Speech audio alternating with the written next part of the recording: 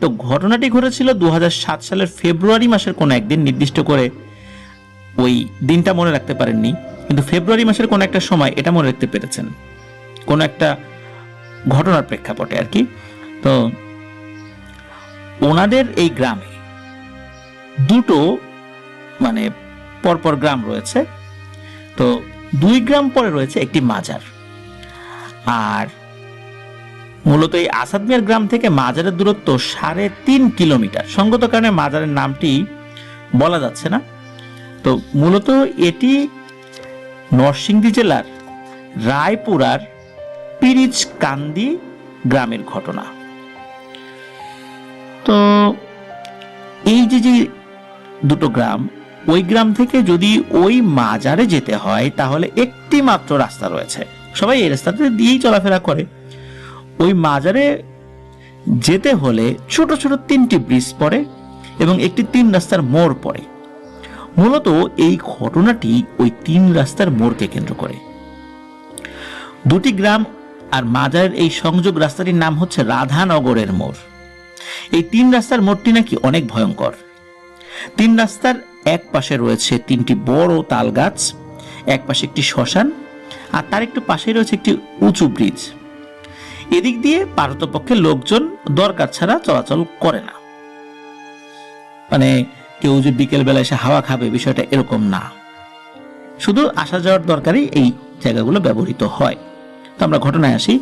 তো ঘটনাটি যেদিন ঘটে ওই দিন এই যে আসাদ মিয়া, তো উনি বলছেন যে ওই সময়ে ওই যে মাজার রয়েছে, ওই মাজারে বাৎসরিক ওরস হচ্ছিল, টানা কয়েকদিন ধরে ওই ওরস চলে।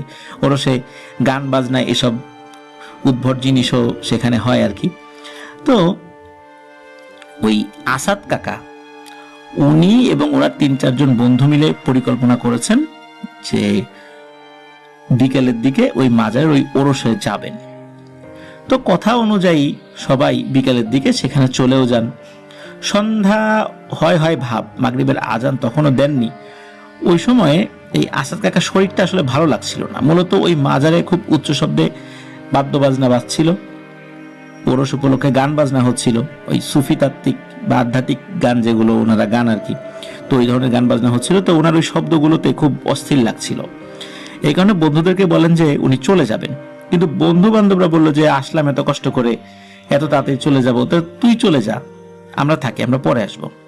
তো উনি দেখলেন যে মাগরিবের আজান এখনই হয়ে যাবে। তো উনি চিন্তা করলেন যাক আমি বাড়িতে চলে যাই, পুরো রাত নেমে আসার আগে হাঁটতে হাঁটতে আমি বাড়ি চলে যাব।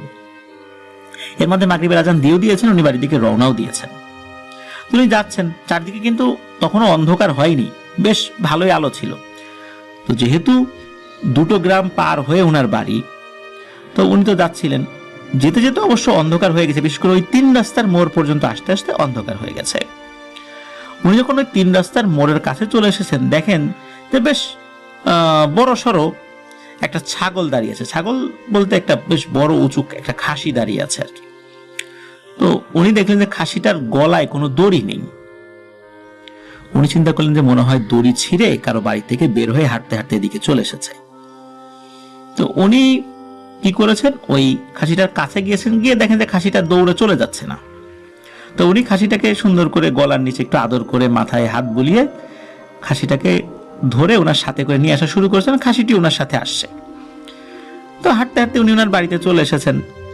বাড়িতে আসার পর খাসিটাকে দড়ি দিয়ে বেঁধে রেখেছেন। ওনার স্ত্রী আবার জিজ্ঞেস করছেন যে এই খাসি কই পাইলা এত রাতের বেলা, বা সন্ধ্যা রাতের বেলা খাসি ধরে আনলা কোত্থেকে? তখন উনি সব ঘটনা খুলে বলেন। তো ওনার স্ত্রী বলেন যে এইভাবে পথের থেকে একটা খাসি ধরে আনলা, যদি কোনো মানুষের হয়।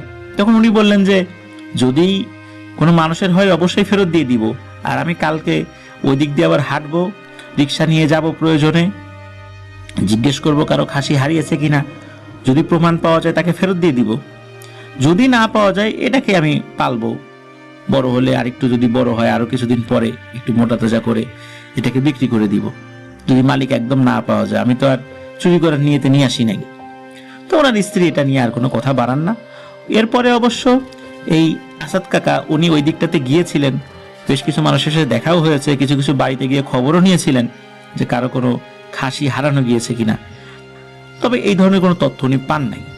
যে কেউ নাকি এসে বলবে তার খাসি হারানো গিয়েছে। এভাবে কিন্তু বেশ কয়েক মাস কেটে যায়, প্রায় 4 মাস কেটে গিয়েছে। এর মধ্যে একটি ঘটনা ঘটা শুরু করে, মূলত 3-4 মাস পরে, এর ভিতর তেমন কিছু হয় নাই আর কি। এক রাতে হঠাৎ করে ওনার এক বন্ধু তাকে ডাকছে আবার কোথা থেকে, একদম বাড়ির উঠোন থেকে না, ওনার বাসা থেকে একটু সাইডে একটা বড় মাঠ রয়েছে, ওই মাঠের ভিতর থেকে চিৎকার করে ডাকছে, এই আসাদ, ওই আসাদ, বাইরে আয়, বাইরে আয়, এভাবে ডাকছে। এখন উনি চিন্তা করলেন যে কি ব্যাপার, এত রাত্রে ওনাকে ডাকছে নাম ধরে। তো উনি উঠতে গিয়েছেন আর কি, কিন্তু ওনার ওয়াইফ আবার ওনার হাতটা খপ করে চেপে ধরেছেন, বলছে যে কই যাবে এত রাতের বেলা, ওয়াশরুমে যাও নাকি? তখন বলে না, কেন তুমি শোনো নাই, ওই যে বাইরে থেকে আমাকে ডাক দিল, অনেকক্ষণ ধরে তো চিৎকার চেঁচামেচি করছে। তো ওনার ওয়াইফ আবার বলছেন যে আমি তো বাচ্চার কান্নাকাটিতে ঘুম ভেঙে গিয়েছিল ঘন্টাখানেক আগে, এরপরে তো আমার ঘুম হয় নাই, কই আমি তো একটা ডাকও শুনি নাই, তুমি কোথায় যাও? তখন এই আসাদ কাকার একটু হুঁশ ফিরে আসে যে তাই তো, আমার স্ত্রী যদি জেগেই থাকে তাহলে ও ডাক শুনলো না, আমি ডাক শুনলাম, ঘটনা কি? বিষয়টা তো মনে হচ্ছে যে স্বপ্নের মধ্যে দেখেছি, মনে হচ্ছে যে দুঃস্বপ্ন দেখুনি জেগে উঠছেন, বিষয়টা এরকম মনে করেছেন আর কি। তো এভাবে কিন্তু প্রায় রাত্রে উনি ডাক শুনতেন আর ওনার ঘুম ভেঙে যেত, আর উনি বাইরে বের হওয়ার চেষ্টা করতেন, কখনো কখনো বাইরে বের হতেনও কিন্তু কাউকে দেখতে পেতেন না, আবার উনি ঘরে ফেরত আসতেন। এভাবে রাতের বেলা বিভিন্ন সময় ওর ঘুম ভেঙে যেত, সারাদিন রিক্সা চালাতেন, পরিশ্রান্ত থাকতেন, সেই হিসাবে ক্লান্ত শরীরে কিন্তু ঘুমটা ভালো হওয়ার কথা, কিন্তু ওনার এভাবে ঘুম ভালো হতো না, বারবার ওনার ঘুম ভেঙে যেত, খুব অস্থিরতা কাজ করত। আর এই কারণে ওনার শরীর আস্তে আস্তে দুর্বল হতে থাকে, শরীরের শক্তি কমতে থাকে, উনি শুকিয়ে যেতে থাকেন, যার কারণে রিক্সা চালাতেও উনি খুব একটা এনার্জি পেতেন না। এভাবে কিন্তু আরো 2 মাস কেটে যায়, মানে প্রায় ছাগল আনার পর 6 মাস কেটে গিয়েছে। এরপর কি করেছে, উনি একদিন ওই ছাগলটা বিক্রি করে দিয়েছেন, টাকা পয়সার প্রয়োজন ছিল, টাকা, এই কারণে উনি মানে এটা বিক্রি করে দিয়েছিলেন আর কি। তো উনি চিন্তা করেছেন যে উনি তো বেশ অসুস্থ হয়ে পড়েছেন, কিছু ভালো মন্দ খাওয়ার দরকার, চিকিৎসা করার দরকার। ওই টাকা দিয়ে উনি কিছুটা চিকিৎসা করেছিল না, একটু সুস্থও হয়েছিলেন। এর কিছুদিন পর হঠাৎ করে এক রাত্রে ওনার মেয়েটা খুবই ভয়ানকভাবে কাঁদতে থাকে এবং সারাটা রাত কেঁদেছিল। ফজরের আজান হওয়ার পর তার কান্নাকাটি বন্ধ হয় এবং সে ঘুমিয়ে পড়ে। বিষয়টা প্রথম রাত্রেই ঘটেছিল, এই বিষয়টা একদম স্বাভাবিকভাবে নিয়েছিলেন। এরপরেও কিন্তু একই ধরনের ঘটনা ঘটছিল, ওনার বাচ্চাটা হঠাৎ করে কেঁদে উঠল, বাচ্চাটা ছোট ছিল ওই সময়। আর এই আসাদ কাকার মা বাবাও জীবিত ছিলেন, ওনারা আলাদা একটা ঘরে থাকতেন। তো এক রাতে হয়েছে কি, ওনার মা ওয়াশরুমে যাওয়ার জন্য বের হয়েছে। তো উনি কি করেছেন, ওনার স্বামীকে মানে এই আসাদ কাকার বাবাকে ডাক দিয়েছেন যে এই আমি একটু বাইরে যাব, তুমি একটু আসো সাথে। এখন এই আসাদ কাকার বাবা তো ঘুমের ঘরে বলেছেন যে হ্যাঁ আসতেছি, তুমি যাও, এরকম কিন্তু আমরা অনেকেই বলি, কিন্তু পরে আবার ঘুমিয়ে যাই। তো উনি ওইভাবেই বলেছেন এবং ঘুমিয়েও গিয়েছেন, ওনার কিছু মনে নাই। তো এর মধ্যে কি হয়েছে, কতক্ষণ কেটে গেছে কেউ কিছু বলতে পারেন না। এর মধ্যে আসাদ কাকা উনিও আবার ওয়াশরুমে যাওয়ার জন্য বের হয়েছেন, রাত আনুমানিক তখন 3:30 কি 4টা বাজে। তো উনি যখন বের হয়েছেন উনি খেয়াল করেন ওনার মা বাবার যে ঘর, ওই ঘরের দরজা খোলা। উনি চিন্তা করছেন কি ব্যাপার, এত রাত্রে দরজা খোলা। তো উনি আবার বাইরে থেকে ডাক দিয়েছেন যে আম্মা, আব্বা। দেখে যে আম্মা বলে ডাকার পর উত্তর নেই, আব্বা বলে ডাকছেন, ভিতর থেকে উত্তর নিয়েছেন। তো তখন আবার আসাদ কাকা ভিতরে ঢুকেছেন, গিয়ে দেখেন ওর আম্মা নেই। ভাই আব্বা, আম্মা কই?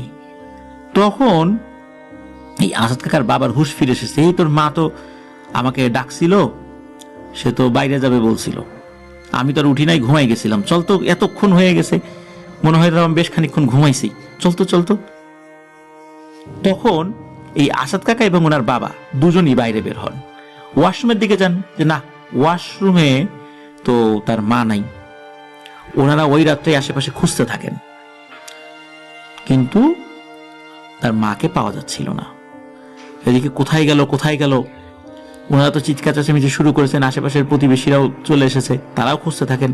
সারা রাত ধরে অনেকেই খুঁজেছিলেন, কিন্তু কোথাও ওনার মাকে পাওয়া যায়নি। ওনার বড় ভাই ছিল, ওনার বড় ভাইয়ের ঘর ছিল পাশে, তারাও খুঁজেছেন কিন্তু কোথাও পাওয়া যায়নি। সকালবেলা ওনাদেরই একজন প্রতিবেশী, ওনাদের বাড়ির পশ্চিম পাশে মাঠের একটা মাঠ রয়েছে, ওই মাঠ থেকে মূলত ডাক আসতো, ওই যে আস্তে কাকে ডাকতো। ওই পশ্চিম পাশের মাঠের পরে আর একটা পুকুর রয়েছে, ওই পুকুরের ভেতর কাদার ভেতরে এই আসাদ কাকার মাকে মৃত অবস্থায় পাওয়া যায়। যে মাথা নিচ দিকে মানে গাড়া ছিল, পা উপর দিকে, বিষয়টা এরকম না, মানে ওই কাদার মধ্যে মৃত অবস্থায় পড়েছিল, শোয়ানো ছিল। ওই পুকুরটাতে কিন্তু বহুদিন যাবৎ কোনো মাছ চাষ হতো না। ওই পুকুরটাতে নাকি একদিন হঠাৎ করেই পানি শুকিয়ে গেছে, ভরা পুকুর কিন্তু পানি শুকিয়ে গেছে। এরপর আবার পানি হয়েছে, কিন্তু আজ অবধি ওখানে নাকি কোনো মাছ চাষ হয় না। এই পুকুরটিকে নিয়ে নাকি অনেক ভৌতিক ঘটনা রয়েছে, পরে একটা সময় উনি শেয়ার করবেন বলেছেন। তো যাই হোক, কোনো কারণ ছাড়া নাকি ওই পুকুরটার কাছে কেউ সহজে যেত না। আর ওইখানেই রাতের বেলা ওনার মা কেন গেলেন, বুঝতে পারলেন এটা কোনো স্বাভাবিক বিষয় নয়। ওনার মার সাথে তো কারো শত্রুতা ছিল না যে রাতের বেলা ওনাকে নিয়ে মেরে ফেলবে। বুঝতে পারলেন এটা কোনো অশুভ শক্তি ঘটিয়েছে। যাই হোক, পরের দিন যেহেতু হয়ে গেছে, মানে ওই রাতের পরের দিন সকলে পরামর্শ দিল যে এটা নিয়ে আসলে খুব আর বেশি বাড়াবাড়ি করা ঠিক হবে না, এটা যে কোনো প্যারানরমাল কোনো কারণে হয়েছে একটু বোঝাই যাচ্ছে। সুতরাং ওনাকে দাফন কাফন করিয়ে জানাজা দিয়ে আমরা কবর দিয়ে দিই। তো সেটাই করা হয়। তারপর থেকে ওনার বাবা একা হয়ে গেলেন, একাই ওই ঘরে ঘুমাতেন।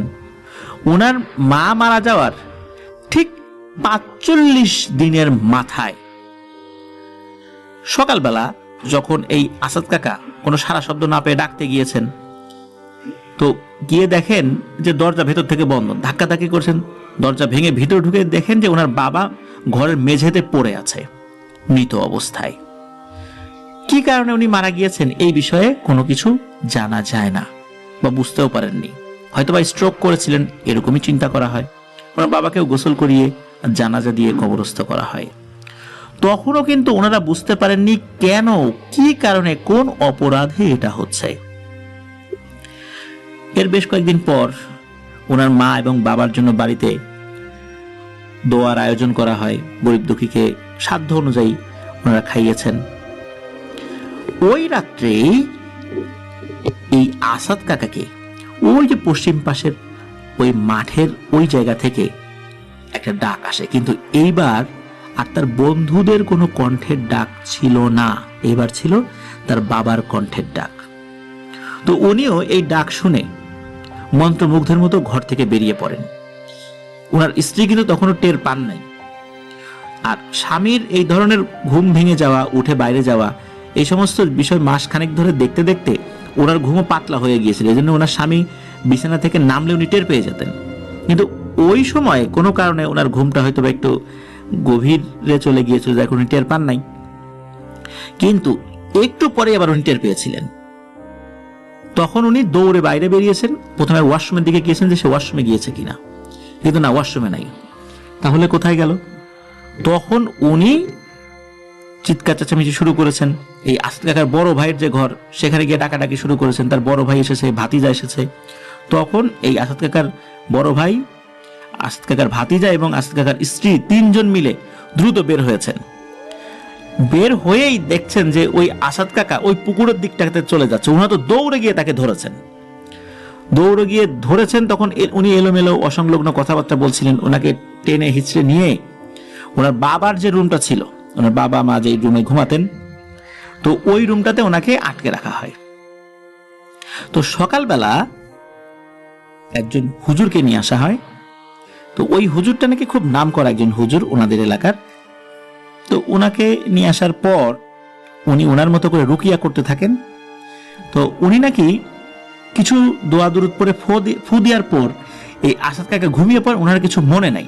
তবে উনি যখন হুঁশে আসেন, মানে ওনার যখন ঘুম থেকে জাগ্রত অবস্থায় উনি চলে আসেন, তখন অন্যদের মাধ্যম দিয়ে শুনতে পেয়েছিলেন যে উনি কি বলেছিলেন। কিছুক্ষণ পরে নাকি ওনার শরীরে এক অশরীরী ভর করে। অশরীরে আসার পর ওই হুজুর জিজ্ঞেস করেন যে তুমি কে, কোথায় থাকো এবং একে কেন ধরলা? তখন ওই জিনিসটা বলে যে আমরা মোট ৩ জন, আর এ তো খুব বড় ধরনের একটা অন্যায় করেছে, ওকে তো সুযোগ দেয়া হয়েছিল, কিন্তু ও সুযোগটা তো কাজে লাগায়নি। তো কি অন্যায় করেছে? তখন ওই অশরীরীটা বলে যে এই যে 3 রাস্তার মোড়, এইখানে অনেকে মানত করে, বিভিন্ন জিনিস ভোগ দেয়। তো এমনই একজন একটা ছাগল ভোগ দিয়ে গিয়েছিল সন্ধ্যার সময়। তো ওই জিনিসটা আমরা নেব এমন সময় এই আসাদ মিয়া এখানে চলে আসে এবং এসে ওই ছাগলটাকে নিয়ে চলে যায়। যেহেতু ওই ছাগলটার উপর আমরা মন্ত্র পড়েছিলাম, যার কারণে ছাগলটা আসলে ওইভাবে ছোটাছুটি করতো না, আর ওই জিনিসটার গায়ে যেই হাত দেবে ছাগলটা তার বশ হয়ে যাবে। আর ওই সময় আমরা ওটাকে হাত দেওয়ার আগেই আসাদ মিয়া এসে হাত দেয় এবং আসাদ মিয়ার বশ হয়ে যায়, আসাদ মিয়া ওকে নিয়ে চলে যায়। এরপর আমরা এই জিনিসটা ওর কাছ থেকে নিতে পারিনি, আমরা চেষ্টা করেছি, নিতে পারিনি। তো আমাদেরকে দেয়া জিনিস ও কেন নিল, এইটাই ওর অপরাধ। এই কারণে আমরা চেষ্টা করেছিলাম যে আসাদ মিয়াকেই নিয়ে যেতে, অনেক চেষ্টা করেছি, বিভিন্ন সময় পারি নাই। ওর বউ ওকে ধরে ফেলতো। যদি একবার ওই মাঠের ভিতর নিয়ে আসতে পারতাম তাহলে অনেক আগেই ওকে নিয়ে যেতাম। যেহেতু পারছিলাম না, আর আমার সাথে থাকা দুজন ওরা খুব ক্ষিপ্ত হয়ে গিয়েছিল এত দেরি দেখে, এই কারণে ওদের দুইজন কিন্তু ওদের ভোগ ঠিকই নিয়ে গেছে। এখন আমি আমার ভোগ ছাড়া এখান থেকে যাব না। ওই হুজুর তো এই কথা শুনে বেশ বিচলিত হয় যে ওরা ওদের ভোগ নিয়ে গেছে মানে? বলে হ্যাঁ, ওদের একজন ওর মাকে মেরে ফেলেছে আর একজন ওর বাবাকে মেরে ফেলেছে, এই কারণে 2টা বলি কিন্তু ওরা নিয়ে চলে গেছে। এখন আমারটা বাকি, এখন আমি এই আসাদকে নিব। তখন ওই হুজুর বলে যে ও তো আর জেনে বুঝে কাজটা করে নাই, আর যতদূর জানি ওর পরিবারের সাথে কথা হয়েছে, শুরুর থেকে যতটুকু ইতিহাস জেনেছি, এই ছাগলের ব্যাপারটা বা খাসির ব্যাপারটা ও তো পরে খুঁজেছিল। তখন ওই জিনটা বলে হ্যাঁ খুঁজেছিল, কারণ যে দিয়েছিল সে তো এই এলাকার না, এই কারণে লোকাল লোকজন কেউ বলে নাই যে এটা তাদের ছাগল বা খাসি, এই কারণেই ও কোনো তথ্য পায় নাই। কিন্তু ওর তো বোঝা উচিত ছিল, যেহেতু ছোটবেলা থেকে এলাকায় বড় হয়েছে, এইভাবে সন্ধ্যার সময় এই 3 রাস্তার মোড়ে কোনো জিনিস পাওয়ার পর ওর নেওয়া উচিত হয় না, এটা তোর বোঝা উচিত ছিল। আর ওকে শাস্তি দিলে আরো অনেকেই এটা থেকে শিক্ষা পাবে। সুতরাং হুজুর তুমি যাই বলো না কেন, আমাকে যেটাই দিতে চাও না কেন, খাসি দিতে চাও, গরু দিতে চাও, মহিষ দিতে চাও, আমি কিচ্ছু নেব না। আমার সাথে থাকা 2জন যেহেতু 2টা মানুষের প্রাণ নিয়ে গেছে, আমিও আসাদের প্রাণ নিয়েই যাব। কোনো কিছুতেই আমাকে আটকানো যাবে না। তখন হুজুর বলে যে তুই যদি না যাস তোকে কিন্তু বন্দি করব। তখন ওই জিনটা বলে যে কর, বন্দি কর, কয়দিন আটকায় রাখবি, একটা সময় তো আমি ছাড়া পাবো। আর মনে রাখবি তখনই কিন্তু আসাদের জীবনের শেষ দিন হবে। তখন হুজুর যখন দেখলেন যে কোনোভাবেই ওকে অন্য কোনো কিছু, গরু ছাগল এগুলা দিয়ে কোনোভাবেই তাকে মানানো যাচ্ছে না, বাধ্য হয়েই হুজুর ওই জিনটাকে বন্দি করেছিলেন এবং বন্দি করার পর ওই এলাকার একটি বট গাছে নাকি আটকে রেখেছেন। তখন নাকি ওই অভাবটা বলেছিল একবার যদি ছাড়া পাই ওই দিন কিন্তু আসাদের জীবনের শেষ দিন হবে। আসাদ কাকা মানে আসাদ মিয়া যিনি, উনি কিন্তু এরপরে সুস্থ হয়ে গিয়েছিলেন, ওনার সাথে আর কখনো কোনো ধরনের ঘটনা ঘটেনি। ওনার পিতামাতা অনেক চেষ্টা করেছেন ওনাকে দিয়ে লেখাপড়া করানোর, কিন্তু নিজের আগ্রহ না থাকার কারণে ওনার পিতামাতা খুব একটা আসলে সফল হন নাই। একটা পর্যায়ে ওনার উপর অতিষ্ঠ হয়ে ওনার বাবা ওনাকে কাজ শিখতে দেন শহরের একটা গ্যারেজে। এটা মূলত ছিল বাস ট্রাকের একটা মেকানিক্যাল গ্যারেজ। আর ওনার বাড়ি তো গ্রামে, শহরে যেতে ওনার প্রায় 2 ঘন্টার রাস্তা পাড়ি দিতে হয়। তারপরও প্রতিদিনই আসা যাওয়া করতেন, উনি শহরে থাকতেন না। উনি সকালবেলা যেতেন, রাত্রে ফেরত আসতেন। সকালে যাওয়ার সময় দুপুরের খাবারটা টিফিন বক্সে করে নিয়ে যেতেন। তো এভাবেই চলছিল দিন, কোনো সমস্যা খুব একটা হচ্ছিল না। এমন একদিন রাতের বেলা, ওই রাতে আবার কাজের চাপটা বেশি ছিল, এই কারণে কাজ শেষ করে গ্যারেজ বন্ধ করতে করতে একটু দেরি হয়ে যায়।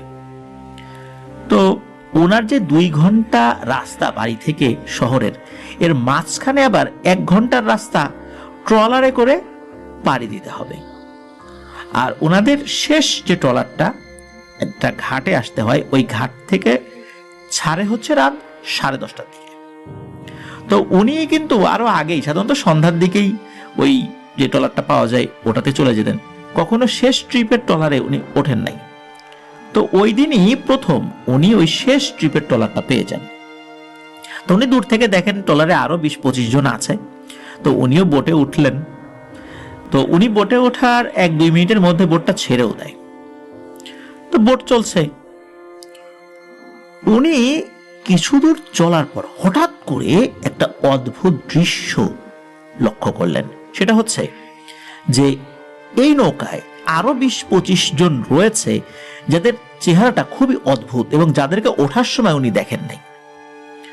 একই ধরনের কাপড় পরা, অনেকটা একই রকমের চেহারা বলে মনে হচ্ছে, হুবহু একরকম না, বেশ ফর্সা, সুন্দর, মধ্যবয়স্ক, বড় বড় দাড়ি রয়েছে এবং এরা প্রত্যেকেই এই আব্দুল্লাহ ভাইয়ের দিকে তাকিয়ে আছেন এবং ওনাদের চোখে মুখে এক ধরনের আতঙ্কের ছাপ, মানে রাগ না, একটা আতঙ্ক। যদি কেউ কাউকে দেখে ভয় পায়, মনে হচ্ছে ওনারাই এই আব্দুল্লাহ ভাইকে দেখে ভয় পেয়েছেন। কিন্তু ওনারা একই রকমের প্রায় চেহারা, একই ধরনের পোশাক, নৌকাতে ওঠার সময় ওনাদেরকে দেখেন নাই এবং তারা এইরকম ভাবে সবাই মিলে ওনার দিকে তাকিয়ে আছেন, এইটা উনি আসলে সহ্য করতে পারছিলেন না। উনি ভয়ে চিৎকার দেবেন না কি করবেন, ওনার গলা দিয়ে স্বরও বের হচ্ছিল না। উনি কি করেছেন, কিছুটা সময় চোখ বন্ধ করে রাখেন, হয়তো 20-30 সেকেন্ড হবে সর্বোচ্চ। উনি যখন চোখ খুলেছেন, মূলত চোখ খুলেছেন স্বাভাবিকভাবে একটা ধাক্কার ফলে উনি চোখ খুলেছেন। এই ধাক্কাটি ছিল বোটটা ঘাটে ভেড়ার। চোখ খুলে উনি দেখেন সব স্বাভাবিক, নৌকায় আরো যারা ছিলেন তারা দিব্যি নেমে গেলেন। সবচেয়ে অদ্ভুত ব্যাপার হলো ওই বোটটা ওনাদের ঘাটে ভিড়েছে, অথচ এই বোটটা ঘাটে ভিড়তে হলে কমপক্ষে 45 মিনিট, সর্বোচ্চ 1 ঘন্টা এরকম সময় লাগে। কিন্তু মনে হলো উনি এত অল্প সময়ের মধ্যে চলেন, এটা কিভাবে সম্ভব? প্রায় 1 ঘন্টার রাস্তা কিভাবে এত দ্রুততম সময় শেষ হয়ে গেল? উনি এটা চিন্তা করছিলেন। ওই সময় বোটের যে ভাড়া তোলে সে বলছে, আরে ভাই আপনার ঘাটে চলে আসেন, নামেন তাড়াতাড়ি। তো এই কথা শুনে আর কোনো কথা না বাড়িয়ে তাকে ভাড়াটা দিয়ে উনি নিচে নেমে যান। আর উনি মনকে বোঝাচ্ছিলেন হয়তোবা বোটে উঠে তো বসেছিলেন পাটাতনে, ঘুমিয়ে গিয়েছিলেন হয়তো। আর ওই যে দৃশ্যটা দেখেছেন এটা মনে হয় ঘুমের ঘোরেই উনি দেখেছেন। তো উনি নেমে দেখেন যে ওনার ঘড়ির কাঁটায় 11:35 কি 40 এরকম বাজে। তো ঘাট থেকে ওনাদের বাড়ির রাস্তা আরো বেশ খানিকটা পথ। তো বাড়িতে যেতে পাড়ি দিতে হবে একটা সুপারি বাগান আর একটা দিঘি। দিঘি বলতে দিঘির একটা অংশ দিয়ে হেঁটে যেতে হবে। তো ওনার সাথে কিন্তু ওই সময় কেউ ছিল না, হাতে টিফিন বক্স, আর উনি একা হাঁটা শুরু করলেন। উনি হাঁটতে হাঁটতে যখন ওই সুপারি বাগানের কাছাকাছি বা মাঝামাঝি দিকটাতে এসেছেন, হঠাৎ করে পেছন থেকে মনে হলো একটা মৃদু গরম বাতাস ওনার গায়ে লাগলো। আর এরপর পরই উনি শুনছেন কেউ ওনার নাম ধরে ডাকছে। তো পেছন থেকে ডাকছে, আব্দুল্লাহ, এই আব্দুল্লাহ, দাঁড়া দাঁড়া। এইভাবে হঠাৎ করে ডাক শুনে উনি অবাক হন। কারণ হচ্ছে উনি চিন্তা করলেন যে এই ডাকটা পেছন থেকে আসছে। আর ওনার দাদা, উনি তো আগেকার আমলের মানুষ, সবসময় বলতেন রাত বিরেতে যদি হঠাৎ করে পেছন থেকে কেউ ডাক দেয়, ঘাড় ঘুরিয়ে দেখা যাবে না, পুরো শরীরটা একদম ঘুরিয়ে তাকাতে হবে, তাহলে কোনো বিপদ আপদের সম্ভাবনা খুবই কম থাকে। তো উনি কি করেছেন, এই ডাক শুনে সরাসরি পেছন দিকে ঘাড় না ঘুরিয়ে পুরো শরীরটাকে ঘুরে উনি দেখার চেষ্টা করেছেন আসলে ওই জিনিসটা কি। উনি মনে করেছিলেন হয়তো বা পেছন দিকে ঘুরে তাকায় কিছু দেখবেন না, কিন্তু না, ওনার এই ধারণাটা ভুল প্রমাণিত হলো। উনি যখন ঘুরেছেন, ঘুরে তাকিয়ে দেখেন যে অবিকল ওনার চেহারার, ওনার শারীরিক গঠন, একটা অবয়ব তার সামনে দাঁড়ানো, কিন্তু ওই অবয়বটা শরীরে কোনো জামা কাপড় ছিল না, আর তার গলায় একটা রশি বাঁধা, মানে দড়ি বাঁধা, মুখ দিয়ে তাজা রক্ত বের হচ্ছে। আর সে হঠাৎ করেই ভয়ানকভাবে চিৎকার শুরু করলো, এই বলে যে, আব্দুল্লাহ, আমারে বাঁচা, আমাকে বাঁচা, ওরা আমাকে মেরে ফেলবে, আমার গলা থেকে রশিটা খুলে দে না ভাই। এদিকে এই আব্দুল্লাহ উনি আবার বললেন যে তোমাকে মারবে কে, কই এখানে তো কেউ নেই। মূলত উনি কথা বলে উঠেছিলেন এই যখনই ওই অভাবটা তাকে ওই কথাটা বলেছে আমাকে বাঁচা, তখন ওনার মাথায় আর সেন্স কাজ করে নাই যে এটা উনি যেটা দেখছেন এটা কি স্বাভাবিক কিছু দেখছেন না অস্বাভাবিক কিছু। তখন উনি মনে করেছিলেন যে এটা মনে হয় স্বাভাবিক কিছু দেখছেন। মূলত উনি একটা মায়াজালে আবদ্ধ হয়ে গিয়েছিলেন, ভয়ানক এক মায়াজাল। তো যখন উনি ওইটা বললেন যে কে তোমাকে মারবে, কেউ তো নেই আশেপাশে, তখন ওই অভাবটা বলে তুই ওদেরকে দেখবি না, ওদেরকে আমি দেখছি। তো এসব কথা শোনার পর ওনার মনের মধ্যে এক ধরনের মায়া জন্মায়। এমনিতেও মায়াজালে আবদ্ধ হয়ে গিয়েছেন, তারপর আবার মায়া জন্মেছে। তো ভয় জিনিসটা উনি ভুলেই গিয়েছিলেন। তো উনি ওই অভাবটার গলা থেকে রশি খুলে দেওয়ার জন্য একটু একটু করে আগানো শুরু করলেন। উনি খেয়াল করেন উনি যত কদম সামনের দিকে যান ওই অভাবটা ঠিক তত কদম পেছন দিকে যায়। মনে হচ্ছে কেউ পেছন থেকে ওকে টেনে নিয়ে যাচ্ছে। এভাবে কয়েকটা মিনিট ধরে উনি খালি আগান, আর ওই অভাবটাও একই তালে তালে পেঁচাচ্ছে। হঠাৎ করে এই আব্দুল্লাহ ভাই দেখেন যে ওই অভাবটা একটা গর্তের মধ্যে পড়ে গেল। মনে হলো পেছন দিকে কোনো কিছু ওকে টান দিয়ে গর্তে ফেলে দিয়েছে। ওই গর্তের ভেতর থেকে চিৎকার করে বলছে, আব্দুল্লাহ আমাকে বাঁচা, আমাকে বাঁচা, আমার হাত ধরে টেনে তোল। তো উনি ওই গর্তের কিনারায় গিয়ে দেখেন ওই জিনিসটা হাত উপরের দিকে দিয়ে রেখেছে। তো উনিও কিছু না ভেবে ওই অভাবের দিকে হাত বাড়িয়েছেন হাত ধরে টেনে তোলার জন্য। উনি যেই না হাতটা বাড়িয়েছেন তখনই হঠাৎ করে মনে হলো কেউ ওনার কোমরটা পেঁচিয়ে ধরেছে হাত দিয়ে এবং ওনাকে এক হ্যাঁচকা টানে ওইখান থেকে সরিয়ে ফেললো। উনি পেছন দিকে তাকিয়ে দেখেন ওনার দাদা দাঁড়িয়ে আছে এবং ওনাকে বুকে জড়িয়ে ধরে বলে যে আরে ভাই কি করছিস, কোথায় যাচ্ছিস? উনি তখন বলছেন যে আমি ওকে বাঁচাতে যাচ্ছি। তখন ওনার দাদা ওনাকে বলে কই, ওখানে তো কেউ নেই।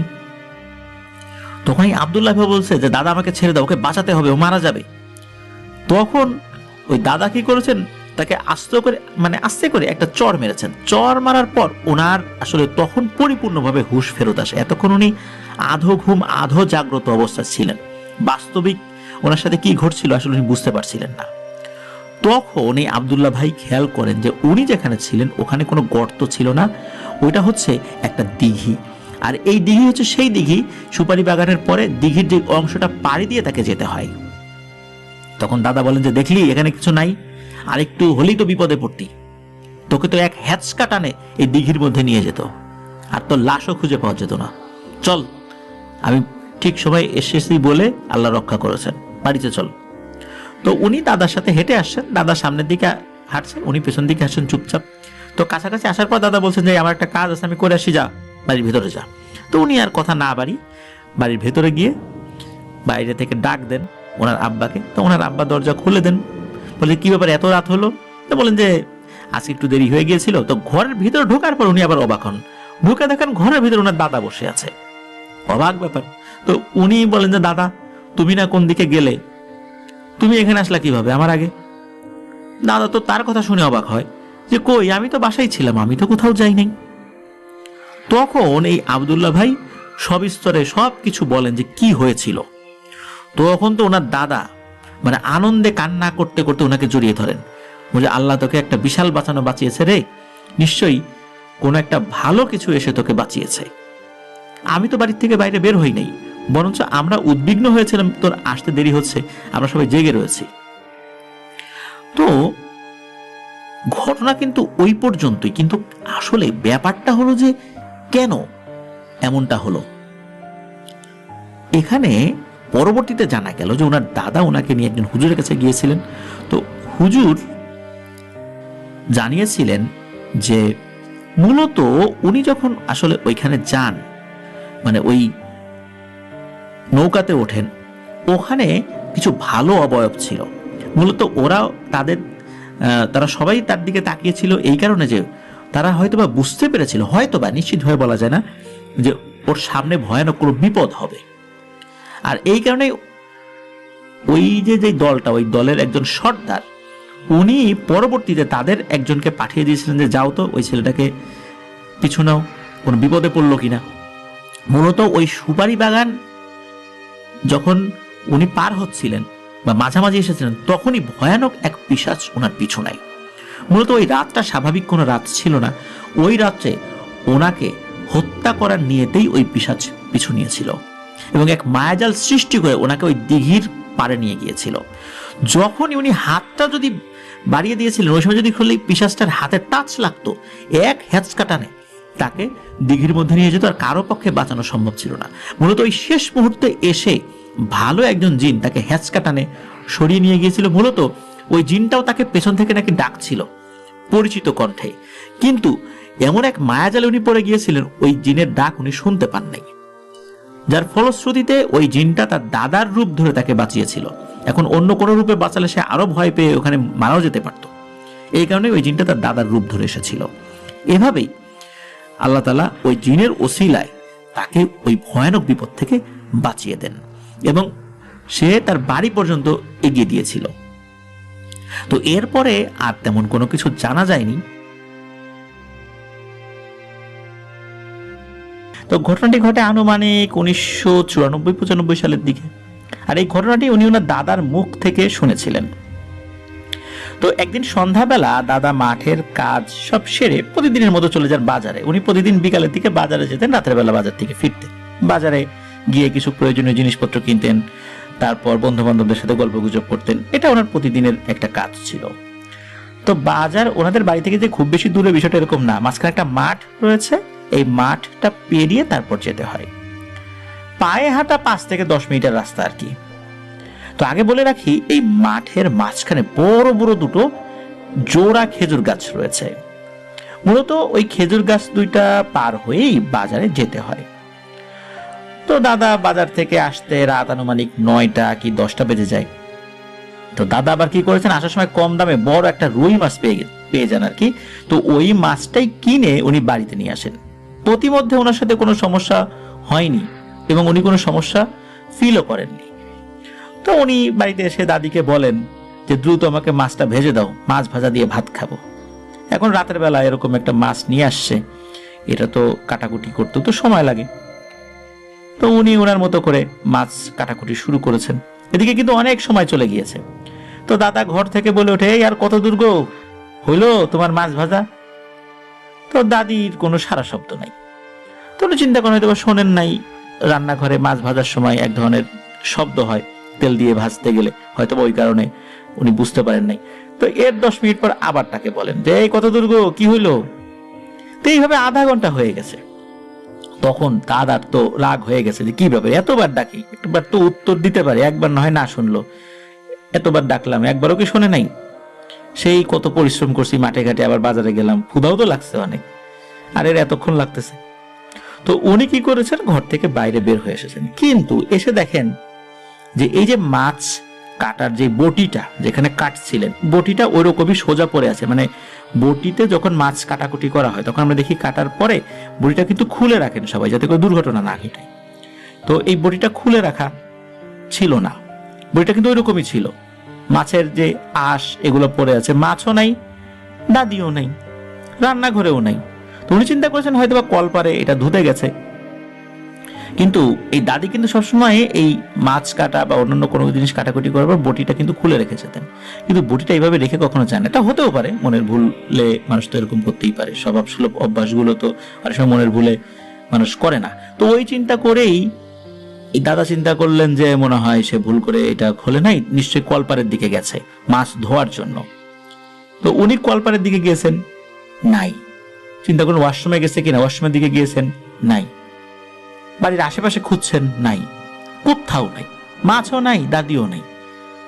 তখন বিষয়টা দাদার কাছে ভালো লাগে না। চিন্তা করলেন যে কোনো বিপদ আপদ হলো না তো। তখন দ্রুত ওনার ছোট ভাইকে উনি ডাকতেন। ছোট ভাইকে ডেকে বলেন যে এই ব্যাপার, খুঁজে তো পাওয়া যাচ্ছে না তোর ভাবিকে, চল তো তাড়াতাড়ি আশেপাশে যাই। কোন দিকে গেল? তখন উনিও বিষয়টা অশুভ আন্দাজ করে নিজের ভাইয়ের সাথে খুঁজতে বের হয়ে পড়েন। দুই ভাই মিলে খুঁজছেন, খুঁজতে খুঁজতে কোথাও পাওয়া যাচ্ছে না। এদিকে কি হয়েছে, কি মনে করে ওই মাঠের দিকটাতে গিয়েছেন। এখন ওনার ছোট ভাই বলছেন যে ভাই চলো তো মাঠের দিকটাতে যাই। তখন বলছেন যে মাঠের দিকে তোর ভাবি যাবে নাকি? তারপরও যাই চলো, কি মনে করে কোনো দিকে খুঁজে না পেয়ে যখন ওই দিকটাতে গিয়েছেন, ওই খেজুর গাছের কাছে এসেছেন, তখনই তো উপর থেকে কটমট কটমট আওয়াজ আসছে। ওনারা উপর দিকে তাকিয়ে তো তাদের চক্ষু ছানা ভরা। আরে এইটা কি দেখছি? ওই 2 জোড়া খেজুর গাছের একটার উপরে দাদি বসে আছেন এবং বসে বেশ মজা করে ওই বড় রুই মাছটা কাঁচা চিবিয়ে চিবিয়ে খাচ্ছেন। আর চিবিয়ে খাওয়ার সময় এক ধরনের শব্দ হচ্ছে, মাছের কাঁটা ভেঙে যাচ্ছে, ওরকম একটা শব্দ হচ্ছে। মূলত এই শব্দটাই ওনারা পেয়েছিলেন। ওনারা তো এটা দেখার পর, বিশেষ করে দাদা, উনি তো চিৎকার করে বলছেন, এই তুমি নেমে আসো, নেমে আসো, ওইখানে উঠলা কিভাবে, ওইখানে কি করো? এই সমস্ত কথার কোনো ভ্রুক্ষেপ নাই। মাছ দাদি খেয়েই যাচ্ছেন। মাছ খাওয়া শেষ, মাথাটা দেখা যাচ্ছে, বড় রুই মাছের বড় মাথাটা তার হাতে আছে। এই মাথাটা কি করেছে, দাদি উপর থেকে দাদার দিকে জোরে ছুঁড়ে মেরেছে। যদিও দাদার গায়ে লাগে নাই, দাদা একটু সরে যান, কিন্তু বেশ জোরেই মেরেছিল। এরপর দাদি কি করেন, কাঠ বিড়ালি যেভাবে গাছ থেকে নেমে আসে, মাথা নিচের দিক দিয়ে, হাত সামনের দিকে থাকে, পা পেছন দিকে থাকে, ঠিক ওইভাবে কাঠ বিড়ালির মতো করে উনি গাছ থেকে নেমে এসে অজ্ঞান হয়ে যান।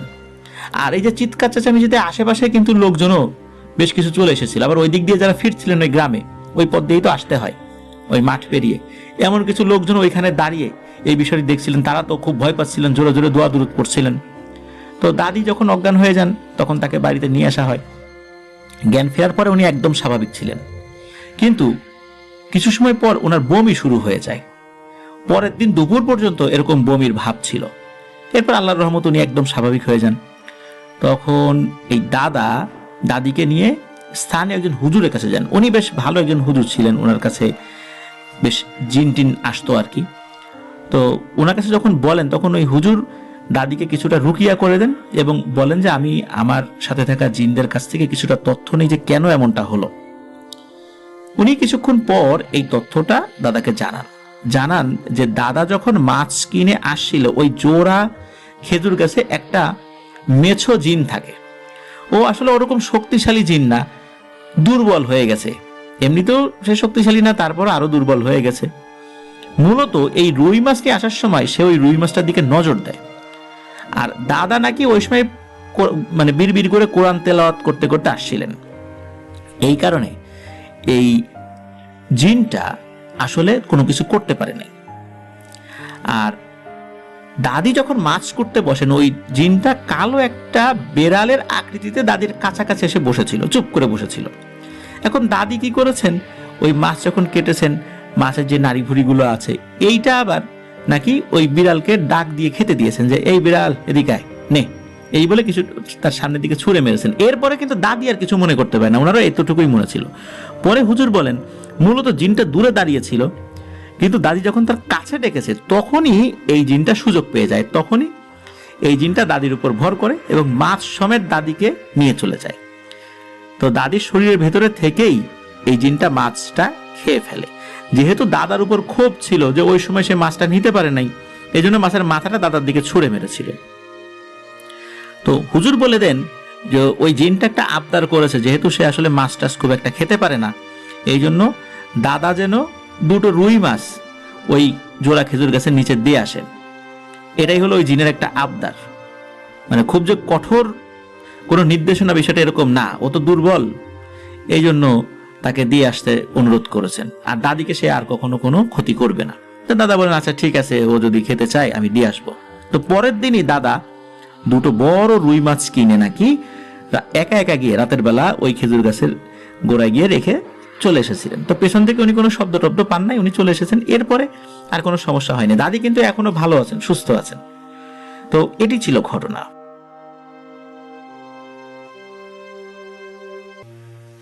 মূলত একটি গাছকে কেন্দ্র করে ঘটনা। যেই জায়গায় ওই গাছটি, এই জায়গাটি হোসেন্দি বাজার থেকে 1 কিলোমিটার উত্তরে পাকা মেইন রাস্তা, তারপর পশ্চিমে সরু চিকন কাঁচা রাস্তা। সামনে প্রায় 25 থেকে 30টা হিন্দু সম্প্রদায়ের মানুষদের বাড়িঘর রয়েছে। একত্রে এই বাড়িগুলোকে সামত্তেয়ার বাড়ি বলে। বাড়িগুলোর পশ্চিম পাশের ঝোপ, বিশাল কয়েকটা বাঁশঝাড়, আর সেখানে বড় রকমের কয়েকটা কড়ই গাছ রয়েছে। আর এই কড়ই গাছের তলে কিন্তু শ্মশান রয়েছে, বহু পুরনো এই শ্মশান।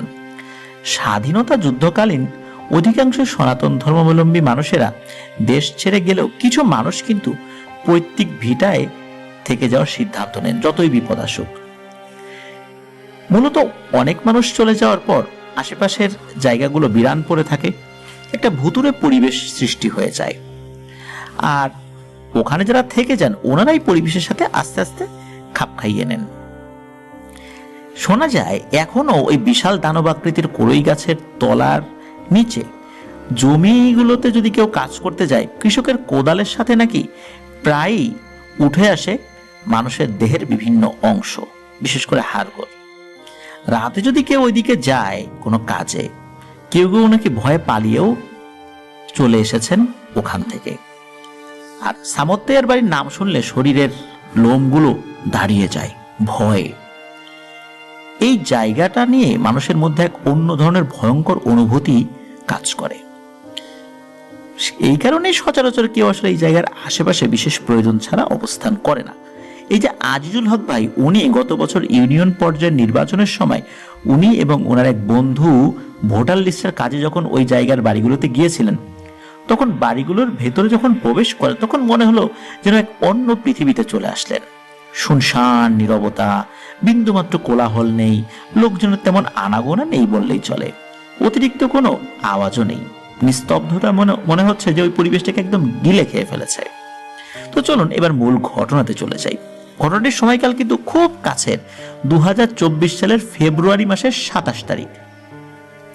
এই কিশোরগঞ্জ জেলার পাকুন্দিয়া থানার হোসেন্দি ইউনিয়নের পশ্চিম কুমারপুর যে গ্রামটি, এই গ্রামে একজন ভাই ছিলেন, তার নাম হচ্ছে লিটন মিয়া। ওনার বয়স ছিল 30 থেকে 35 বছর।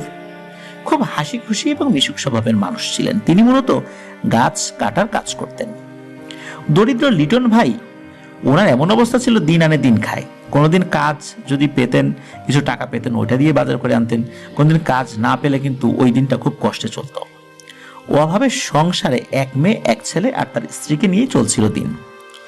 এই লিটন ভাইয়ের চাচাতো ভাই আছে একজন, তার নাম হচ্ছে বিল্লাল মিয়া। উনিও গাছ কাটার কাজ করতেন। তো কিছুদিন আগে ওনাদের এলাকার এক লোক এই লিটন ভাইয়ের চাচাতো ভাইকে অর্থাৎ বিল্লাল ভাইকে একটি কড়ই গাছ কেটে দেওয়ার জন্য বলেন। লোকটি ভালো দাম দিবে এটাও বলেন। যেহেতু একই এলাকার লোক, বিল্লাল মিয়া তো রাজি হয়ে যান।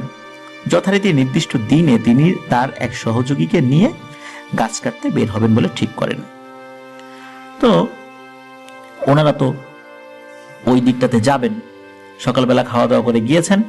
মোটামুটি ওনাদের বাড়ি থেকে 20 থেকে 30 মিনিট হাঁটলে ওই জায়গাটাতে ওনারা পৌঁছাতে পারবেন। যথারীতি ওনারা গাছের কাছেও যান এবং কাজও শুরু করেন। তো এই যে বিল্লাল মিয়া যখন দা হাতে গাছের ডাল কাটার জন্য গাছে ওঠেন, সাথে সাথে উনি খুব ভয়ঙ্কর রকমের একটা ঝাঁকুনি অনুভব করেন। এমন দিনের বেলায় ঝড় নেই, তুফান নেই, ঝাঁকুনি হচ্ছে গাছে। তার মানে আর ওনার কাছে হঠাৎ করে মনে হতে থাকে কানের কাছে কেউ একজন ফিসফিস করে বলছে, কাটিস না। এ কথা শোনার পর এই বিল্লাল ভাই তো থমকে যান। কিছু বুঝে ওঠার আগে আবারও পুনরায় শুনতে পান, খবরদার গাছ কাটবি না।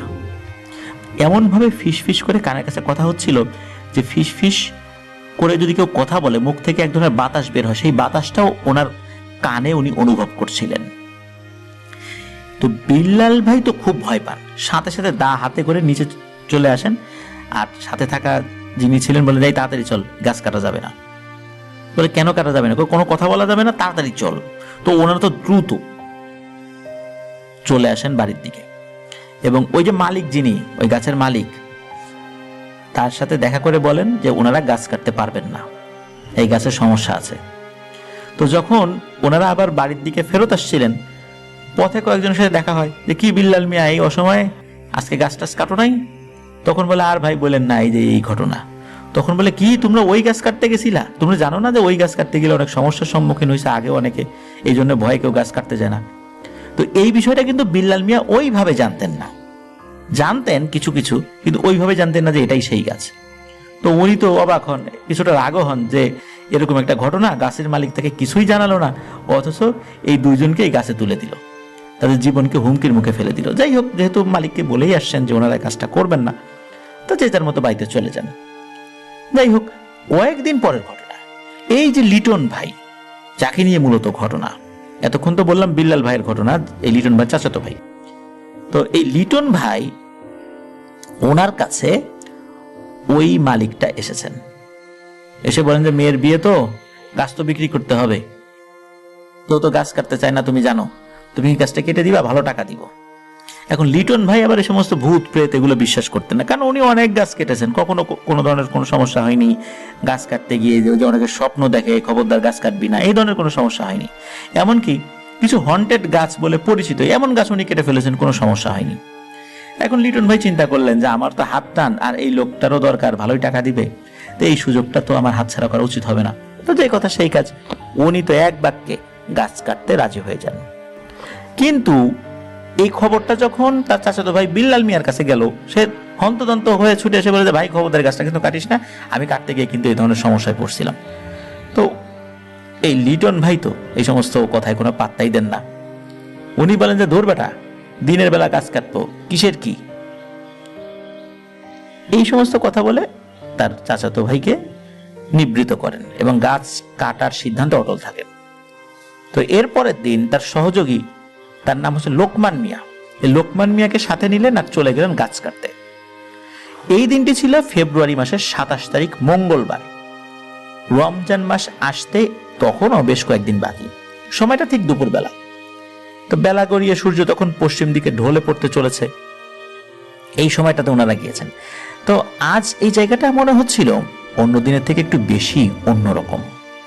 দুটো চিলের মতো পাখি করুণ সুরে চিৎকার করে যাচ্ছিল, এটা কিন্তু ওই যে লোকমান মিয়া যিনি, উনি কিন্তু শুনছিলেন। আর ওনাদের কাছে মনে হচ্ছিল পরিবেশটাই কেমন যেন একটা গম্ভীর। তখন এই লিটন ভাই লোকমান মিয়াকে বলেন, এই লোকমান, তুই বরং গাছের গোড়া থেকে মাটি সরাতে থাক, আমি উপরে উঠি। তো এই লিটন ভাই কোমরে দড়ি আর দা নিয়ে গাছে উঠছে। হঠাৎ করে একটু পর গাছটা কেমন যেন ঝাঁকুনি খেলো, পরপর 2-3 বার। আর এরপর এই লিটন ভাইও ঠিক একই ধরনের একটা ফিসফিস আওয়াজ পেল, কাটিস না, খবরদার গাছ কাটবি না। তো লিটন ভাই কিন্তু এটা শুনেছেন, এটাকে উনি পাত্তাও দেন নাই। উনি ভেবে নেন এটা মনের ভুল। আর যারা এই গাছে ওঠে, অনেক ধরনের তো শব্দ হয়, গাছের পাতার শব্দ হয় বাতাসে, ডালগুলো একটা একটার সাথে বাড়ি খায়, মনে হচ্ছে এরকম কিছু। আর যদি সত্যি সত্যি কিছু হয়েও থাকে, ওসব তার কোনো ক্ষতি করতে পারবে না, এরকমটাই চিন্তা করছেন উনি। তো উনি দড়িটা একটা মোটা ডালে বাঁধেন, কাটা শুরু করলেন একটা গাছের ডাল, বেশ কয়েকটি ডাল উনি কেটেও ফেলেন। হঠাৎ কেমন যেন একটা গরম বাতাস ওনার শরীরের উপর দিয়ে চলে যায়, শরীরটা কেমন যেন ভারী হয়ে আসতে লাগে। তখন লিটন ভাইয়ের বুঝতে বাকি রইল না যে উনি খুব বড় ধরনের একটা বিপদ ডেকে এনেছেন। ওনার কাছে তখন মনে হচ্ছিল কেউ ওনার হাতটা খুবই শক্ত করে ধরে রেখেছে। এবার তো উনি মারাত্মক ভয় পেয়েছেন। দিন দুপুর বেলা কিন্তু এই ধরনের ঘটনা ঘটছে। ওনার হাত থেকে দাটা নিচে পড়ে যায়, উনিও নিচে নেমে আসতে চান, কিন্তু ততক্ষণে অনেক দেরি হয়ে গেছে। শরীরের নিয়ন্ত্রণ উনি হারিয়ে ফেলেছেন, কথা বলতে পারছেন না। এইদিকে লোকমান মিয়া গাছের গোড়া থেকে মাটি সরাচ্ছিলেন। হঠাৎ করে কিছু একটা পড়ার শব্দ পান, তাকিয়ে দেখেন যে ওই দাটা নিচে পড়ে গেছে। তো উনি ওনার মতো করে কাজ করছেন, মনে করছেন হয়তোবা নিচে নেমে আসবে, এই জন্য দাটা মাটিতে ফেলে দিয়েছে। তো উনি আবার নিচ থেকে বলছেন যে আমি দড়ির মাথা একটা ছোট গাছের সাথে বেঁধে দিচ্ছি, যাতে টেনে ডালটা সহজে নামাতে পারি। এই বলে দড়ির মাথাটা নিচের দিকে নিয়ে যাবেন, এমন সময় হোঁচট খেয়ে উনি পড়ে যান। কিন্তু ওই সময় উনি বুঝে উঠতে পারেননি কিসের সাথে উনি হোঁচট খেয়ে পড়ে গেলেন আর কিভাবে হোঁচট খেয়ে পড়ে গেলেন। তো মাথা উঠিয়ে উনি আগে গাছের উপর দিকে তাকান, উনি দেখেন যে গাছের উপরে কেউ নাই। এরপর উনি কিসের সাথে হোঁচট খেয়ে পড়ে গেলেন, এইটা যখন দেখেন, তখন দেখেন যে লিটন ভাই বেহুশ হয়ে মাটিতে পড়ে আছে। মূলত তার সাথেই ধাক্কা লেগে পড়ে গিয়েছিলেন। পড়ে গিয়ে উনি আবার কিছুটা এগিয়েও গিয়েছিলেন আর কি, ধাক্কা খেয়ে। আবার দৌড়ে লিটন ভাইয়ের কাছে আসেন, এসে দেখেন যে লিটন ভাইয়ের হাতের বড় একটি হাত এমন ভাবে ভেঙে গিয়েছে, ভেঙে একদম বিচ্ছিন্ন হয়ে গেছে, মানে চামড়ার সাথে হাত ঝুলে আছে। খুবই ভয়ানক ভাবে সেটা ভেঙেছে। আর এটাও দেখেন যে উনি যে পড়ে গেছে, ওনার হাঁটু ভেঙে উল্টো দিকে হয়ে আছে, আর কোমরের হাড়ও ভেঙে অন্য দিকে চলে গেছে, মানে মনে হচ্ছে একদম গুঁড়ো গুঁড়ো হয়ে গেছে ওই জায়গাটা। আর ওনার গালের এক পাশে এমনভাবে একটা চরের দাগ স্পষ্ট হয়ে আছে, যেখানে মোটা মোটা আঙ্গুলের ছাপ খুবই স্পষ্ট। তো এই দৃশ্য দেখে তো লোকমান মিয়া তো চিৎকার করে উনি অজ্ঞান হয়ে যান। কিছু সময় পর স্থানীয় কিছু লোকজন ওই দিক দিয়ে যাচ্ছিল কোনো একটা জরুরি কাজে, তখন এই দুইজনকে এই অবস্থায় তারা আবিষ্কার করেন। এদিকে এই লিটন ভাইয়ের অবস্থা তো খুবই খারাপ, উনি তখনও অজ্ঞান অবস্থায়, আর ওইদিকে লোকমান মিয়া অজ্ঞান অবস্থায়। ওনারা ওই অবস্থায় দ্রুত প্রথমে আগে লোকমান মিয়ার জ্ঞান ফেরান, আর একজন আবার লিটন ভাইয়ের জ্ঞান ফেরানোর চেষ্টা করেন। বেশ অনেকক্ষণ পর লিটন ভাইয়ের জ্ঞান ফেরে, খুবই বাজে অবস্থা আর কি। দ্রুত ওইখান থেকে একটা ডাক্তারের কাছে নিয়ে যাওয়া হয়। ডাক্তার বলেন যে এই প্লাস্টারগুলো এখানে করা যাবে না, ভালো করে আগে এক্সরে করে নিতে হবে। তখন দ্রুত ওনারা কিশোরগঞ্জ সদর হসপিটালে নিয়ে যান, কিন্তু অবস্থা বেগতিক ছিল। সদর হসপিটাল থেকে অ্যাম্বুলেন্সে করে ময়মনসিংহ মেডিকেল কলেজ হসপিটাল, যেটা সেখানে নিয়ে যাওয়ার জন্য পরামর্শ দেওয়া হয়।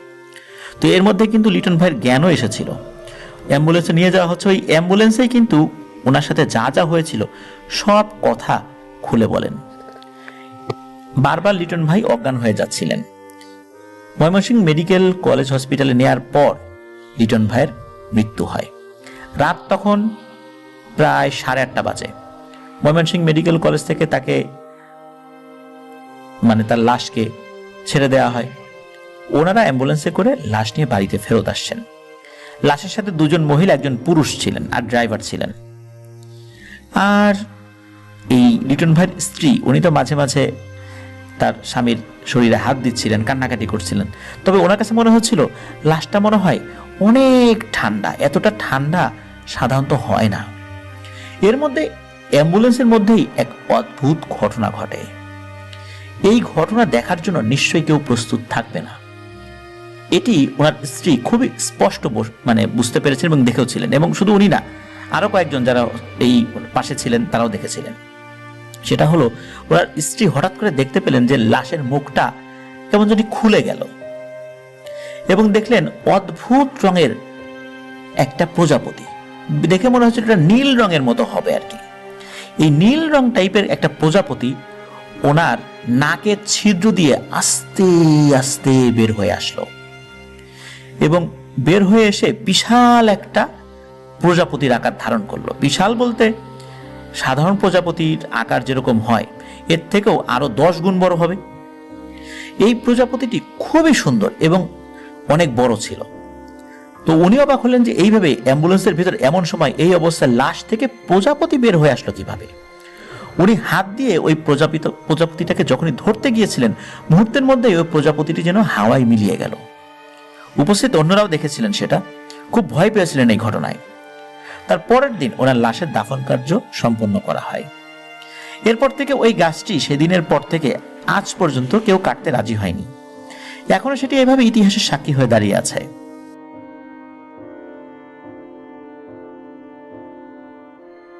মূলত এই ঘটনাটি ওনার ছোট দাদার সাথে ঘটেছে। ওনার দাদারা ছিলেন 4 ভাই। এর মধ্যে ওনার যে ছোট দাদা, উনি ছিলেন খুব সুঠামদেহী সুদর্শন একজন যুবক। ওই সময়ে বাংলাদেশের বিভিন্ন এলাকাগুলোতে যাত্রাপালা বেশ জনপ্রিয় ছিল। উনি যাত্রাপালার বিভিন্ন ক্যারেক্টারে অভিনয় করতেন। অভিনেতা হিসাবে ওনার বেশ ভালোই সুখ্যাতি ছিল। তো এভাবেই চলছিল। আর ওনার বেশ কিছু অভ্যাস ছিল, যেমন মাঝে মাঝেই উনি ওনার বন্ধু বান্ধবদের সাথে নারায়ণগঞ্জ সদরে আসতেন সিনেমা হলে সিনেমা দেখার জন্য। বিশেষ করে রাতের যে শোটা, এই শোটা উনি দেখতে আসতেন বন্ধু বান্ধবদের সাথে। তো এইভাবেই চলছিল। ঘটনার সময়কাল 1960 কি 61 সালের মতো সময় হবে, এরকম একটা আর কি। তো উনি দিনের বেলা যাত্রাপালায় অভিনয় করেছেন, একটা শো ছিল ওনার। তো ওই দিন হাতে আবার বেশ ভালোই টাকা এসেছে, বেশ বকেয়া কয়েকটা পেমেন্ট উনি পেয়েছেন। তো টাকা পয়সার কাছে ভালোই ছিল। তো ওই সময়ের হিসাবে উনি প্রায় 650 টাকার মতো ওই দিন পেয়েছিলেন আর কি। এটা কিন্তু 1960-61 সালে কিন্তু অনেক টাকা। তাহলে বুঝতেই পারছেন যে ওই সময় ওনার অভিনয়ের চাহিদাটা কেমন ছিল, ওনার পেমেন্টটা কেমন ছিল। ওই সময় 600-650 টাকা কারো হাতে থাকা কিন্তু উনি অনেক জাঁকজমকপূর্ণ একটা লাইফ লিড করতে পারেন আর কি। তো যাই হোক, উনি টাকা পয়সা ম্যাক্সিমাম সব উড়ায় ফেলতেন আর কি, এই যে এইভাবে সিনেমা দেখে বন্ধু বান্ধবদের সাথে আড্ডা দিয়ে, যেহেতু ওনার বেশ ভালো জনপ্রিয়তা ছিল ওই সময় আশেপাশে। তো উনি এক রাত্রে কি করেছেন, ওনার বন্ধু বান্ধবদের সাথে, যেদিন বেশ মোটা অঙ্কের টাকা পেয়েছেন আর কি, তো বন্ধু বান্ধবদের সাথে উনি রাতের শো দেখতে যাবেন নারায়ণগঞ্জ সদরে সিনেমা হলে আর কি। উনি বন্ধু বান্ধবদের সাথে বেরোয় যান। তো ওই বন্দর থানা থেকে নারায়ণগঞ্জ সদর আসতে গেলে নবীগঞ্জ হাট আছে, নবীগঞ্জ হাট, হাট না ওটা মূলত একটা ঘাট আর কি, ওখান দিয়ে খেয়া পার হতে হয়। তো ওখান দিয়ে উনি খেয়া পার হয়েছেন। তো উনি একটু হঠাৎ করে অন্য মনস্ক হয়ে যান, এদিকে ওনার বন্ধু বান্ধবরা একটু হেঁটে আগে চলে গিয়েছেন, উনি দেখতে পাচ্ছেন ওনার বন্ধু বান্ধবদেরকে।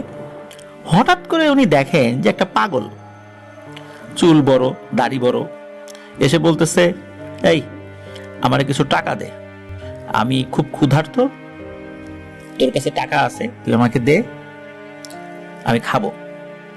এখন উনি কিন্তু টাকা দিতে পারতেন, এটা সত্য, কারণ ওনার কাছে তখন অনেক টাকা। উনি বলেন যে না, আমার কাছে কোনো টাকা নেই, টাকা পয়সা দিতে পারবো না। তখন উনি বলছেন যে দে দে টাকা দে, আমাকে কিছু টাকা দে, আমি একটু খাই, খেলে তোরও সোয়াব হবে, আমি একটু শক্তি পাবো, আল্লাহর কাছে দোয়া করব আল্লাহ যেন জান্নাতে তোরে আরো ভালো ভালো খাবারের ব্যবস্থা করে দেন। উনি একদমই তুচ্ছ তাচ্ছিল্য করে ওখান থেকে চলে আসেন। উনি আবার একটু তাড়াতাড়ি হেঁটে এসে বন্ধু বান্ধবদেরকে মানে রিচ করতে পারেন। তো বন্ধু বান্ধব বলছে, কি ব্যাপার, তো পিছনে পড়ে গেলি কেন? বলে ওই এক কোথাকার এক পাগল বললো যে টাকা দে। তো বন্ধু বান্ধবরা বললো, ঠিক আছে তোর কাছে তো টাকা আছে, দিতি 2-1 টাকা দিতি, সমস্যা কি? তো উনি এগুলো আসলে অতটা মাথায় নেন নাই, বন্ধু বান্ধব যে কথা বললো, অন্য গল্প করতে করতে সিনেমা হলে চলে আসেন, সিনেমা দেখেন। তো ওই সময় সিনেমা দেখে যখন আবার ওই নবীগঞ্জ ঘাটে আসেন বন্ধু বান্ধবদের সাথে, তখন রাত প্রায় 12টা বেজে গেছে। তখন কিন্তু এই 60-61 সালে রাত 12টা মানে কিন্তু অনেক রাত, কিন্তু ওই সময়ও রাতে ওই নাইট ম্যাটিনি শোটা দেখে ফেরার লোকও থাকতো অনেক, এই জন্য ওই ঘাটে কিন্তু এরকম নৌকা থাকতো রাতের বেলা। তো ওনারা ওই নৌকাতে আবার খেয়াঘাট পার হয়েছেন। খেয়াঘাট পার হওয়ার পরে ওনার যে কয়েকজন বন্ধু বান্ধব ছিল তারা যে যার মতো চলে গেছে।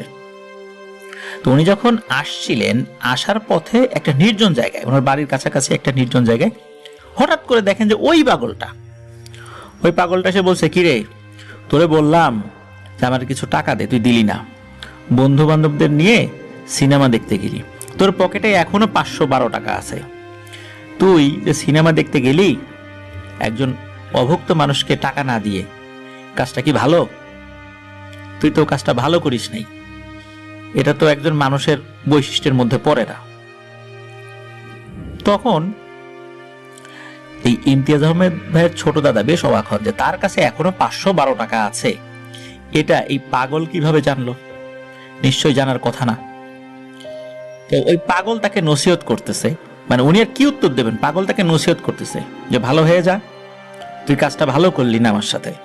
তো এক পর্যায়ে পাগল কি করেছেন, এই ইমতিয়াজ আহমেদ ভাইয়ের ছোট দাদাকে গালে একটা মৃদু চপেটাঘাত, মানে একটা থাপ্পড় দিয়েছেন। তো থাপ্পড় খাওয়ার পর ওনার আসলে ওইভাবে মাথার কাজ করতেছিল না, মানে উনি যে স্বাভাবিক সেন্সে ছিলেন বিষয়টা এরকম না। উনি দেখতে পান ওনার সামনে হঠাৎ করে একটা ভ্যান বা রিক্সার মতো কিছু একটা চলে আসলো। ওই ভ্যান চালক না রিক্সা চালক উনি ভালো করে বলতে পারেন, এই চালককে উনি চেনেন না। তো উনি নিজের অজান্তেই ওই রিক্সা বা ভ্যানের উপর উঠে গেলেন, উনি নির্দিষ্ট করে বলতে পারেন ওটা রিক্সা না ভ্যান ছিল। তো উনি উঠে যাওয়ার পর ওইটা ওনাকে বাড়ির কাছ পর্যন্ত নিয়ে আসে। এরপর ওনার মনে উনি ওখান থেকে নামলেন, বাড়িতে চলে গেলেন। মানে ওইটুক সময়টা ওনার একটা ঘোরের মধ্যে ছিল, উনি স্বাভাবিক সেন্সে ছিলেন না। আর ওই পাগলটাকে উনি দেখেছেন বলে মনে পড়ে না। উনি বাড়িতে এসে ঘুমিয়ে যান।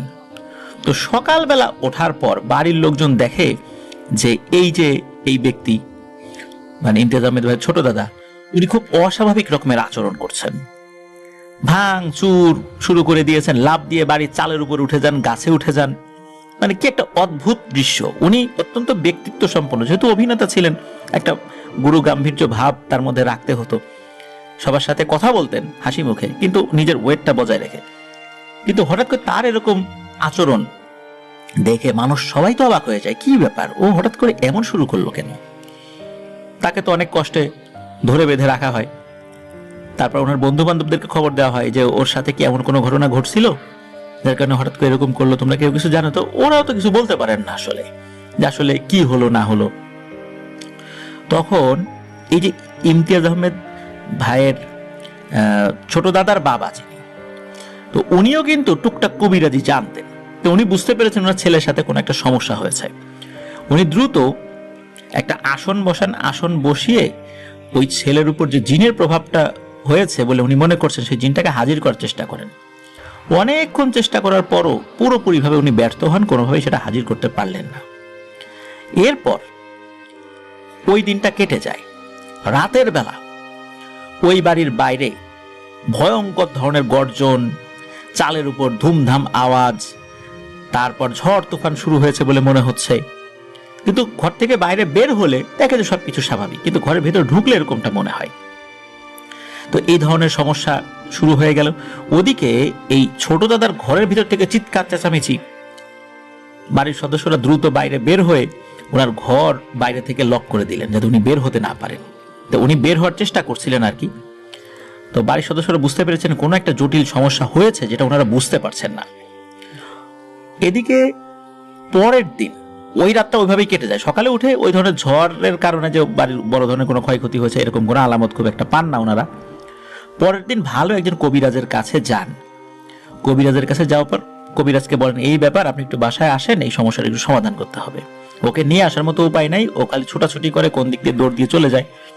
তো কবিরাজ উনি আসেন, আসার পরে ওই বাড়ির সদস্যদেরকে বলেন যে আপনাদের বাসায় তো আমি আসছিলাম, কিন্তু আমার সাথে ভালো যে দুজন জিন রয়েছে ওরা আমাকে একটা বিষয় সতর্ক করেছে। সেটা হচ্ছে যে এই যে যার উপর সমস্যা হয়েছে বলে আপনারা বলছেন, এর উপর খুবই শক্তিশালী বয়স্ক একটি জিন প্রভাব বিস্তার করেছে। তবে আপনাদের জন্য ভালো খবর হলো এই জিনটা খুবই পরহেজগার এবং আল্লাহওয়ালা। আমার দুইজন জিন বলেছে যে হুজুর আপনি ওখানে যাচ্ছেন, খুব আদবের সাথে কথা বলবেন যদি ওই ছেলের উপর হাজির হয়। কারণ হচ্ছে আমরা হচ্ছে ওনার শিষ্য, আমরা বিভিন্ন এলেম কালাম জানার জন্য ওনার কাছে যাই। আর উনি কেন এর উপরে ক্ষিপ্ত হলো এই বিষয়ে আমরা কোনো কথা বলবো না। উনি নিজে এসে যদি কিছু বলেন ওনার মুখ দিয়েই উনি বলুক, আমরা এই বিষয়ে কোনো কথা বলার সাহস রাখি না। সুতরাং তার সাথে খুব আদবের সাথে কথা বলবেন। কোনো ধরনের হুমকি ধামকি দিলে কিন্তু আপনার পরিণতিও খারাপ হয়ে যাবে, তখন আমরা কিচ্ছু করতে পারবো না। কারণ বহু জিন শিষ্য তার রয়েছে যার এক কথার উপরে অনেক ক্ষয়ক্ষতি তারা করে দিতে পারে, কিন্তু কখনোই উনি কারো ক্ষতি করার নির্দেশনা দেন না। কিন্তু আমরা বুঝতে পারছি না যে উনি কেন হঠাৎ করে এই ছেলের উপর প্রভাব বিস্তার করলেন। সুতরাং আপনি অত্যন্ত ভদ্রচিতভাবে তার সাথে কথা বলবেন। তো উনি কিন্তু এই কথা বললেন যে আসলে বিষয়টা একটু ভালো করে বোঝার দরকার। তখন উনি বেশ অল্প খানিকক্ষণ চেষ্টা করেছেন, খুব বেশিক্ষণ না। এর মধ্যে এই ইমতিয়াজ আহমেদ ভাইয়ের ছোট দাদার উপর এই জিনটা হাজির হয়ে যায়। হাজির হয়ে সালাম দেন উনি নিজে থেকেই। তখন ওই কবিরাজও সালামের উত্তর নিয়ে বলেন যে হুজুর আপনি এই ছেলেটার উপরে কেন প্রভাব বিস্তার করলেন, ওর কি অপরাধ? তখন উনি শুরু থেকে বিষয়টা বলেন যে এই ব্যাপার, আমি বটগাছের উপরে ছিলাম, আমি ওই বটগাছেই থাকি, ওখানে একটা বটগাছ রয়েছে। ওরা বন্ধু বান্ধবদের সাথে আলোচনা করছে যে সিনেমা দেখতে যাবো, এটা করবো সেটা করবো, অনেক পাপ কাজের কথা বলছিল। তা আমার কাছে মনে হলো যে ওকে আমি আটকাই কোনো না কোনো ভাবে, ও এই কাজগুলো না করুক। আর ওকে আমি ভালো জানতাম এই অর্থে যে ওর মধ্যে অনেক ভালো গুণ আছে, ও যদি ভালো পথে ফেরত আসে ওকে দিয়ে অনেক ভালো কাজ হবে। এই জন্যই মূলত ওকে আমি আগে থেকে দেখে রেখেছিলাম। আর ওই দিন যাওয়ার সময় ওর কাছে আমি কিছু টাকা চাই, ওই দিন ওর কাছে অনেক টাকা ছিল, কিন্তু ও আমাকে খুবই তুচ্ছ তাচ্ছিল্য করে। ওর উপর আমার রাগ না, ওর আচরণ আমি মনে কষ্ট পেয়েছি, এটাই হচ্ছে বিষয়। ওর উপর রাগ করলে তো ওর অনেক বড় ক্ষতি হয়ে যেত বা অনেক বড় ক্ষতি করতে পারতাম, কিন্তু আমি সেটা করিনি। মূলত ওর আচরণ আমি এই কারণে মনে কষ্ট পেয়েছি যে একটা মানুষের আচরণ এরকম হওয়া উচিত না।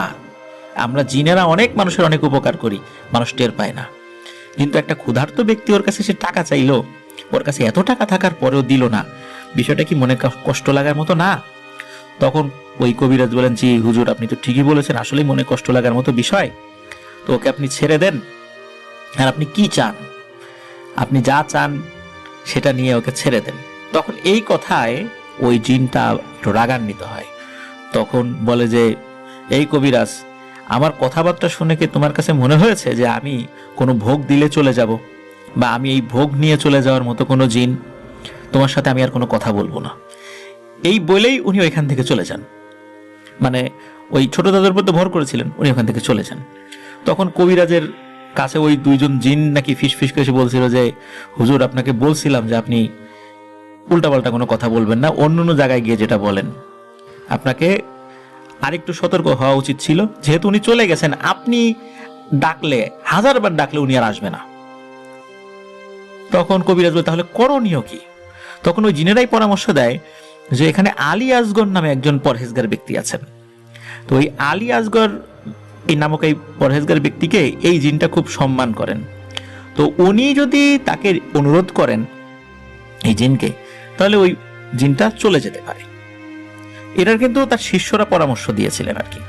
পরবর্তীতে এই আলী আসগর নামক যে ব্যক্তি, তার কাছে গিয়ে সব ঘটনা খুলে বলা হয়।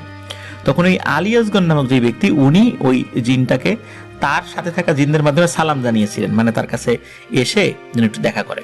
তো ওই জিনটা আসার পরে বলছিল যে ও তো আসলে বয়স তো বেশি না, ইয়াং মানুষ, ভুল করে ফেলছে, ওকে ক্ষমা করে দাও।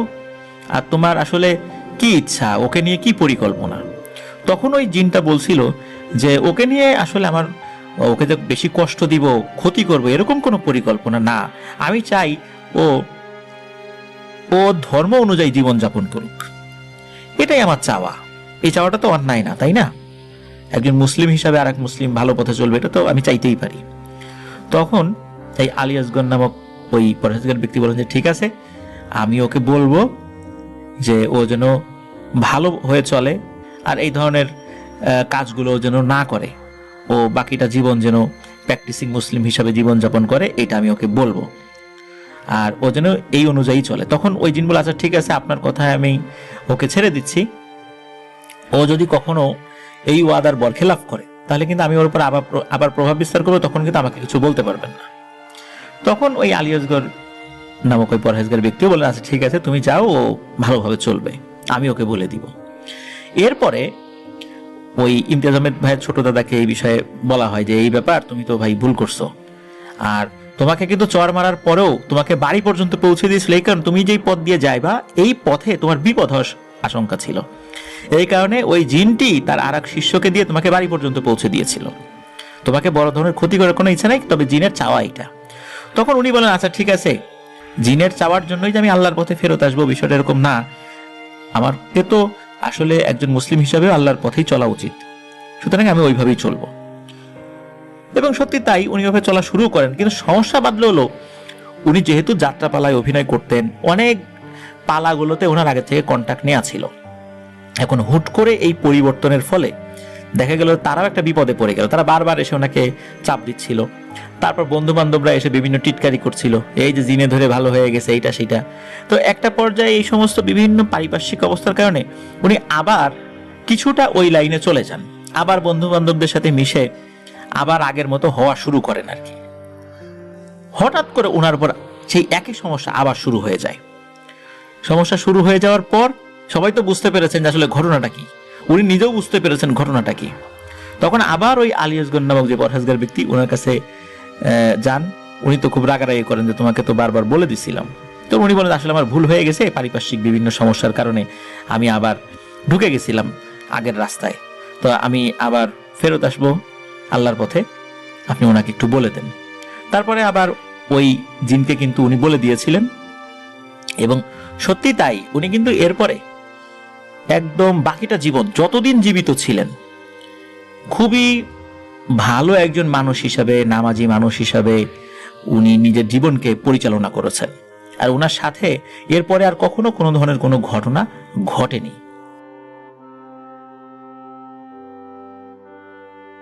তো চলুন মূল ঘটনাতে চলে যাই।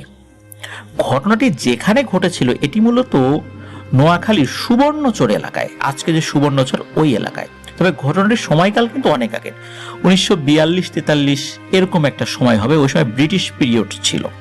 আজকের যে নাম সুবর্ণচর, তো ওই সময় ওইখানে ওই নাম ছিল কিনা এটা নিশ্চিত হওয়া যায় নাই। তবে ওনারা বলেছেন যে এখন যে সুবর্ণচর এরিয়া, ওই এরিয়ারই কোনো একটা জায়গায় ঘটনাটি ঘটেছিল।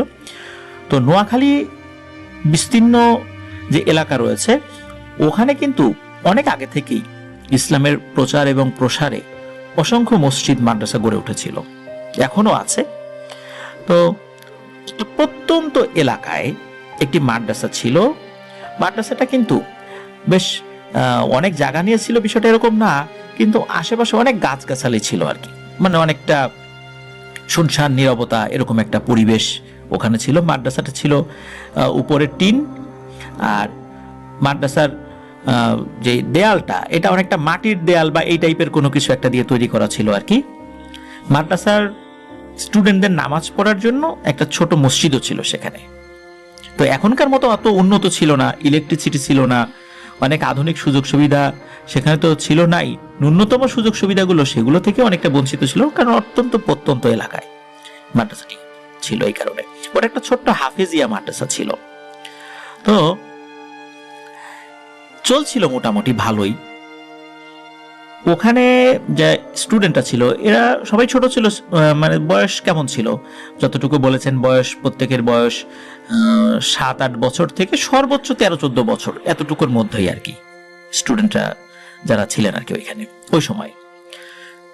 ওখানে একটা নিয়ম ছিল যে রাতের বেলা যদি কারো ওয়াশরুমে বের হওয়ার জরুরত পড়ে বা দরকার হয়, সেক্ষেত্রে কেউ অবশ্যই একা যাবে না, অবশ্যই তার পাশের কোন একজন ছাত্র ভাইকে ডেকে নিয়ে যাবে। এটা একটা কড়া নির্দেশনা ছিল, কারণ হচ্ছে একা গেলে ভয় পেতে পারে, আর তাছাড়া রাতের বেলা এই সাপ পোকার উপদ্রব ছিল। এই সমস্ত কারণে অবশ্যই রাতের বেলা যেই যাক সাথে কাউকে নিয়ে যেতে হবেই, এরকম একটা নির্দেশনা স্পষ্টভাবে ছিল মাদ্রাসা কর্তৃপক্ষের। তো ওভাবেই চলছিল। খুব বড় ধরনের ভয়টাই কেউ ওইভাবে পায়ও নাই ওই মাদ্রাসা প্রতিষ্ঠা হওয়ার পর থেকে নিয়ে। মাদ্রাসার বয়স ছিল 10-12 বছর এরকম, মানে প্রতিষ্ঠিত হয়েছে আর কি। এক রাত্রে কি হয়েছে, একজন স্টুডেন্ট উঠেছে। তো এই রাতটা ছিল আবার শীতের রাত। শীতের রাত্রে যে স্টুডেন্ট উঠেছে তার বয়স 8-9 বছর। এখন সে তার পাশের ছাত্র ভাইকে ডাকছে ওঠার জন্য। সে বলছে হ্যাঁ উঠতেছি। তো ওকে টেনে ওঠানোই যায় না, শীতের রাত তো, সবাই একদম লেপের নিচে শুয়ে আছে, উঠতে কেউ চায় না। তো বারবার ডাকার পরে যখন উঠছে না, ও চিন্তা করলো যে কি করা, একাই যাই। ওর আবার খুব জরুরত ছিল বাইরে যাওয়ার। তো ও বাইরে যাচ্ছে, দরজা খুলেছে, ওই সময় আবার আর একটা স্টুডেন্টও উঠেছে, সেও বাইরে যাবে। তো সে আবার যখন বাইরে যাচ্ছে তখন ও বলে যে যাক ভালোই হলো, দুইজন একসাথে যাই, একজনকে তো ডাকলাম ও উঠলো না, খুব ঘুমে বিভোর। তো দুইজন একসাথে বেরিয়েছে, হারিকেন আবার দুইজনের একটা। তো ওয়াশরুমটা আবার একদম মাদ্রাসার যেই ভবনটা ওইটা একদম কাছেই আর কি। তো তবে ছোট্ট একটা মাঠ রয়েছে মাঝখানে, ওই মাঠটা পাড়ি দিয়ে ওই পাশে যেতে হবে, একদম ছোট মাঠ আর কি। তো ওরা যখন একটা হারিকেন নিয়ে ওই দিক দিয়ে যাচ্ছিল, হঠাৎ করে দেখে এই মাঠের মধ্যে সাদা কিছু একটা ছোটাছুটি করছে, খুব এলোমেলো ভাবে ছোটাছুটি করছে। ওরা চিন্তা করলো কি ব্যাপার, এটা কি? ওরা হারিকেনের আলোতে দেখতে পায় মাঝারি আকৃতির একটা সাদা সাপ খুবই এলোমেলো ভাবে মানে ছোটাছুটি করছে এদিক ওদিক, কিন্তু বাইরে যেতে পারছে না। ওই মানে মাদ্রাসার যেই ছোট্ট যে মাঠটা, ওই মাঠের বাইরে যাচ্ছে না, কিন্তু খুব দ্রুত গতিতে ছোটাছুটি করছে। ওরা তো এটা দেখে খুব ভয় পায়, যারে সাপ, এখন এইটা পার হয়ে যাবো কিভাবে, এটাকে তো মারতে হবে। এখন রাতের বেলা এই সাপ মারার জন্য তো একটা লাঠি দরকার, হাতের কাছে তো লাঠি ছিল না। তো ওরা আবার চিৎকার করে বলা শুরু করে এই সাপ সাপ সাপ। তো ওরা যে জোরে সাপ সাপ চিৎকার করছে, তখন আবার ওই সাপের কথা শোনার সাথে সাথে ওই যখন এই সাপ শব্দটা মাদ্রাসার ভেতরের কয়েকজনের কানে গেছে ঘুমের ভেতরেই, ওরা চিন্তা করছে সাপ মনে হয় মাদ্রাসার ঘরের ভেতরে ঢুকে গেছে। ওরা তো ধর্মর করে উঠে বসেছে, সাপ সাপ করে সবাই একসাথে চিৎকার চেঁচামেচি শুরু করেছে এবং ঘর থেকে বাইরে বের হয়ে এসেছে। মনে করেছে যে হয়তোবা ঘরের মধ্যে সাপ ঢুকেছে। অনেক সময় গ্রামে তো আশেপাশে ঝোপ জঙ্গল থাকলে ঘরের মধ্যে তো সাপ ঢুকতেই পারে। তো ওরা ভয়ে দৌড়ে সবাই তো ঘুম চোখেই বাইরে বের হয়ে এসেছে। মাদ্রাসার স্টুডেন্ট ছিল 20-25 জন ওই সময়। তখন ওই বাইরে থেকে ওরা বলতেছে যে আরে সাপ ভেতরে না, সাপ বাইরে, এই দেখ এই যে সাপ কিভাবে ছোটাছুটি করছে। তো ওরা দেখে সত্যি সাপ। এর মধ্যে আবার কয়েকজন অতি উৎসাহী হয়ে পাশ থেকে একটা লাঠি নিয়ে ওই সাপকে ধাওয়া করেছে। এখন দেখে যে সাপটা ধাওয়া খাওয়ার পরেও ওই মাঠ থেকে বাইরে যেন ওই মাঠের মধ্যে খালি ঘুরপাক খাচ্ছে। ওরা আবার একজন গিয়ে এগিয়ে গিয়ে ওই সাপটাকে আঘাত করার চেষ্টা করছে। সাপটা বারবার সরে যাচ্ছে, তবে একটা আঘাত সাপটার লেজে লাগে। এর মধ্যে ওদের যিনি উস্তাদ ছিলেন হুজুর, উনি তো বের হয়ে এসেছেন এই চিৎকার চেঁচামেচি শুনে। উনি এসে দেখেন একটা সাদা রঙের সাপকে কয়েকটা বাচ্চা এভাবে লাঠি দিয়ে আঘাত করার চেষ্টা করছে। তো উনি বলছে, এই থামো তোমরা, থামো, কি করো তোমরা? বলে যে হুজুর দেখেন এই যে একটা সাপ।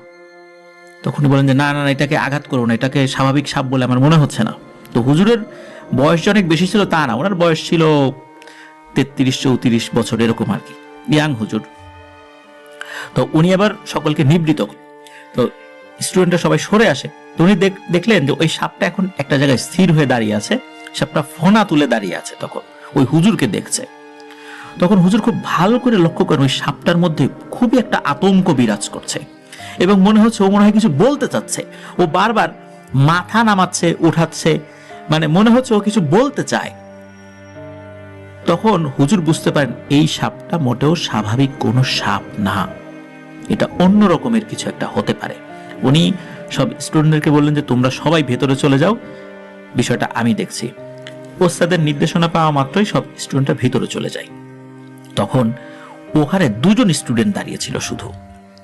ওই দুজন স্টুডেন্টকে কিন্তু আবার ওই হুজুর চিনতেন, কারণ ওই স্টুডেন্টদের মধ্যে দুজন জিন মানুষের বেশে ওইখানে লেখাপড়া করতেন। তো হুজুর আবার শুধু ওই দুজনকে চিনতেন, ওই দুজন হুজুরকে তাদের পরিচয় দিয়েছিলেন, কিন্তু অন্য ছাত্র ভাইরা কেউ তাদের আসল পরিচয় জানতো না। তো ওই দুইজন আবার হুজুরের কাছে দাঁড়ান। তখন হুজুর বলেন যে তোমাদের কাছে কি মনে হয়? তখন ওরা বলেন যে হুজুর, এটা নিঃসন্দেহে কোনো জিন, তবে এর বয়স খুবই কম, কিন্তু এত কম বয়সী একটা জিন রাতের এইখানে কিভাবে এলো এটা আমাদের বোধগম্য হচ্ছে না। তখন হুজুর বলেন তোমরা একটু এগিয়ে যাও, ওর সাথে যোগাযোগ করার চেষ্টা করো। তখন ওই দুইজন যখন ওই সাপটার দিকে এগিয়ে গেছে, সাপটা আবার ছোটাছুটি শুরু করে দেয়, কিন্তু ওই মাঠ থেকে সে বের হতে পারছে না। তখন ওই দুইজন আবার হুজুরের কাছে ফেরত এসে বলেন যে হুজুর, ও আমাদেরকে দেখেও ভয় পেয়েছে, মনে হচ্ছে ও কোনো ভয়ঙ্কর কিছু দেখেছে, বা ও খুব আতঙ্কগ্রস্ত, ও ওর আপনজনদেরকে হারিয়ে ফেলেছে, কিন্তু ও মনে হচ্ছে আপনাকে আপনজন মনে করেছে, আপনি একটু এগিয়ে গিয়ে ওর সাথে যোগাযোগ করার চেষ্টা করেন তো। তখন হুজুর ওই সাপকে যখন এগিয়ে গেছেন, তখন ওই সাপটা থেমে যায়, হুজুরের দিকে আস্তে আস্তে এগিয়ে আসে। এগিয়ে এসে হুজুরের পায়ের কাছে ঘোরাফেরা করছে, মানে সেটা কামড় দেবে বিষয়টা এরকম না। হুজুর যখন নিশ্চিত হয়েছেন যে এই সাপটা তো স্বাভাবিক সাপ না, তখন মনে হচ্ছে যে ওই সাপটা হুজুরকে খুব আপনজন মনে করেছে। হুজুর চিন্তা করলেন যে নিশ্চয়ই এখানে বড় ধরনের কোন একটা ঝামেলা হয়েছে, যেটা ওনারা বুঝতে পারছেন না। না হলে স্বাভাবিক কোনো ঘটনা যদি হতো, স্বাভাবিক ভাবে কোনো জিন সাপের আকৃতিতে এসে থাকলে অন্তত এই দুইজনের সাথে সে যোগাযোগ করত, নিশ্চয়ই ও কোনো বড় ধরনের বিপদে পড়েছে। তখন হুজুর ওই সাপকে বলেন, মানে মানুষের ভাষায় বলেন যে তোমার কোনো ভয় নাই, তুমি চিন্তা করো না, আসো, আমার যে ছোট্ট রুম আছে, তুমি এই রুমের মধ্যে ঢোকো, তুমি নিরাপদ, কেউ তোমাকে ইনশাল্লাহ কোনো ক্ষতি করতে পারবে না। তখন হুজুর আগে হাঁটেন, ওই সাপটা আস্তে আস্তে তার পিছনে পিছনে যাচ্ছে। তো হুজুর রুমে ঢোকার পর ওই সাপটাও ঢোকে।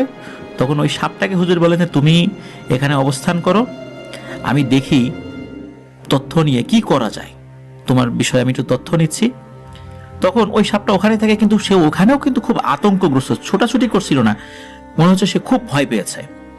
হুজুর ওই দরজাটা বাইরের থেকে একটু টেনে দেন, এবং টেনে দেওয়ার পর ওই দুইজন স্টুডেন্টকে বলেন যে তোমরা এখন একটা কাজ, সেটা হচ্ছে এই সাপটার বিষয়ে খোঁজ খবর নাও, এ কোথা থেকে এলো, কিভাবে এলো, কিভাবে ওকে ওর আত্মীয় স্বজনদের কাছে হস্তান্তর করবে, মনে হচ্ছে বড় ধরনের একটা বিপদে ও পড়েছে, কিন্তু আমি বুঝতে পারছি না, তোমরা একটু দ্রুত খোঁজ খবর নিয়ে আসো। তখন ওই দুজন স্টুডেন্ট বলে যে হুজুর, আমরা এখনই যাচ্ছি, খোঁজ খবর নিয়ে আসি। তখন ওই দুজন স্টুডেন্ট ওরা মুহূর্তের মধ্যেই হুজুরের চোখের সামনে ভ্যানিশ হয়ে যায়। ওদিকে স্টুডেন্ট, অন্য স্টুডেন্ট, ওদেরকে বলা হয়েছে তোমরা ঘরে ঢুকে দরজা জানলা বন্ধ করে দাও, এখন আর কেউ বাইরে বের হবে না। আর বাইরে যে কি হচ্ছিল এগুলো কিন্তু স্টুডেন্টরা ভিতর থেকে আর বুঝতে পারছিল না আর কি। তো ওই দুইজন তো ভেবে যায়, ওরা তাদের মতো করে খোঁজ খবর নেওয়ার জন্য গিয়েছে। মাত্র কয়েক মিনিট হয়েছে, হঠাৎ করে ওই দুইজন আবার ফেরত এসেছে, এবং ওদের মানে চেহারায় ভয়ানক একটা আতঙ্কের ছাপ। ওরা তো কিন্তু তখন মানুষের সুরতেই আছেন। তখন ওরা বলছে যে হুজুর, ভয়ানক বিপদ, আমরা দেখলাম একটু সামনেই হাজার হাজার জিন যুদ্ধ করার মতো হাতে অস্ত্র শস্ত্র নিয়ে ওইভাবে সজ্জিত হয়ে এই মাদ্রাসার দিকে এগিয়ে আসছে, এবং ওদের সর্দার আছে সামনে, এবং ওদের চেহারায় খুবই রাগের ছাপ। বুঝতে পারছি না আসলে কি হবে আর ঘটনাটা কি। তখন হুজুরও ভয় পান যে এদিকে তো ওই একটা সাপকে যখন আঘাত করার জন্য কয়েকজন লাঠি নিয়ে ছোটাছুটি করছিল, আঘাতও করেছিল, একজনের একটা আঘাত কিন্তু সাপটা লেজে লেগেছিল। ওই কারণেই ওরা ক্ষিপ্ত হয়ে তাদেরকে আক্রমণ করার জন্য আসছে কিনা এখন কি করবেন উনি বুঝতে পারছেন না, কারণ ওই অবস্থায় উনি আল্লাহর উপর ভরসা করা ছাড়া আর কোনোভাবে মানে আর ওনার মাথায় কোনো চিন্তাই আসছিল না যে এমত অবস্থা উনি কি করবেন, কি দোয়া দুরুদ করবেন। এতগুলো স্টুডেন্ট এখন মাদ্রাসার মধ্যে প্রায় 20-25 জন, ওদের অবস্থা কি হবে, যে বাচ্চারা ভুল করে আঘাত করেছে ওদের কি পরিণতি হবে। হুজুর এই সমস্ত চিন্তায় মানে অস্থির, ঘেমে মানে অস্থির হয়ে উনি আল্লাহ আল্লাহ জিকির করছেন, দোয়া দুরুদ আর কিছু মনে আসছে না, শুধু আল্লাহ আল্লাহ আল্লাহ আল্লাহ এগুলো পড়ছেন আর কি। হঠাৎ করে উনি দেখতে পান যে ওই আকাশ থেকে হাজার হাজার জিন নেমে আসছে।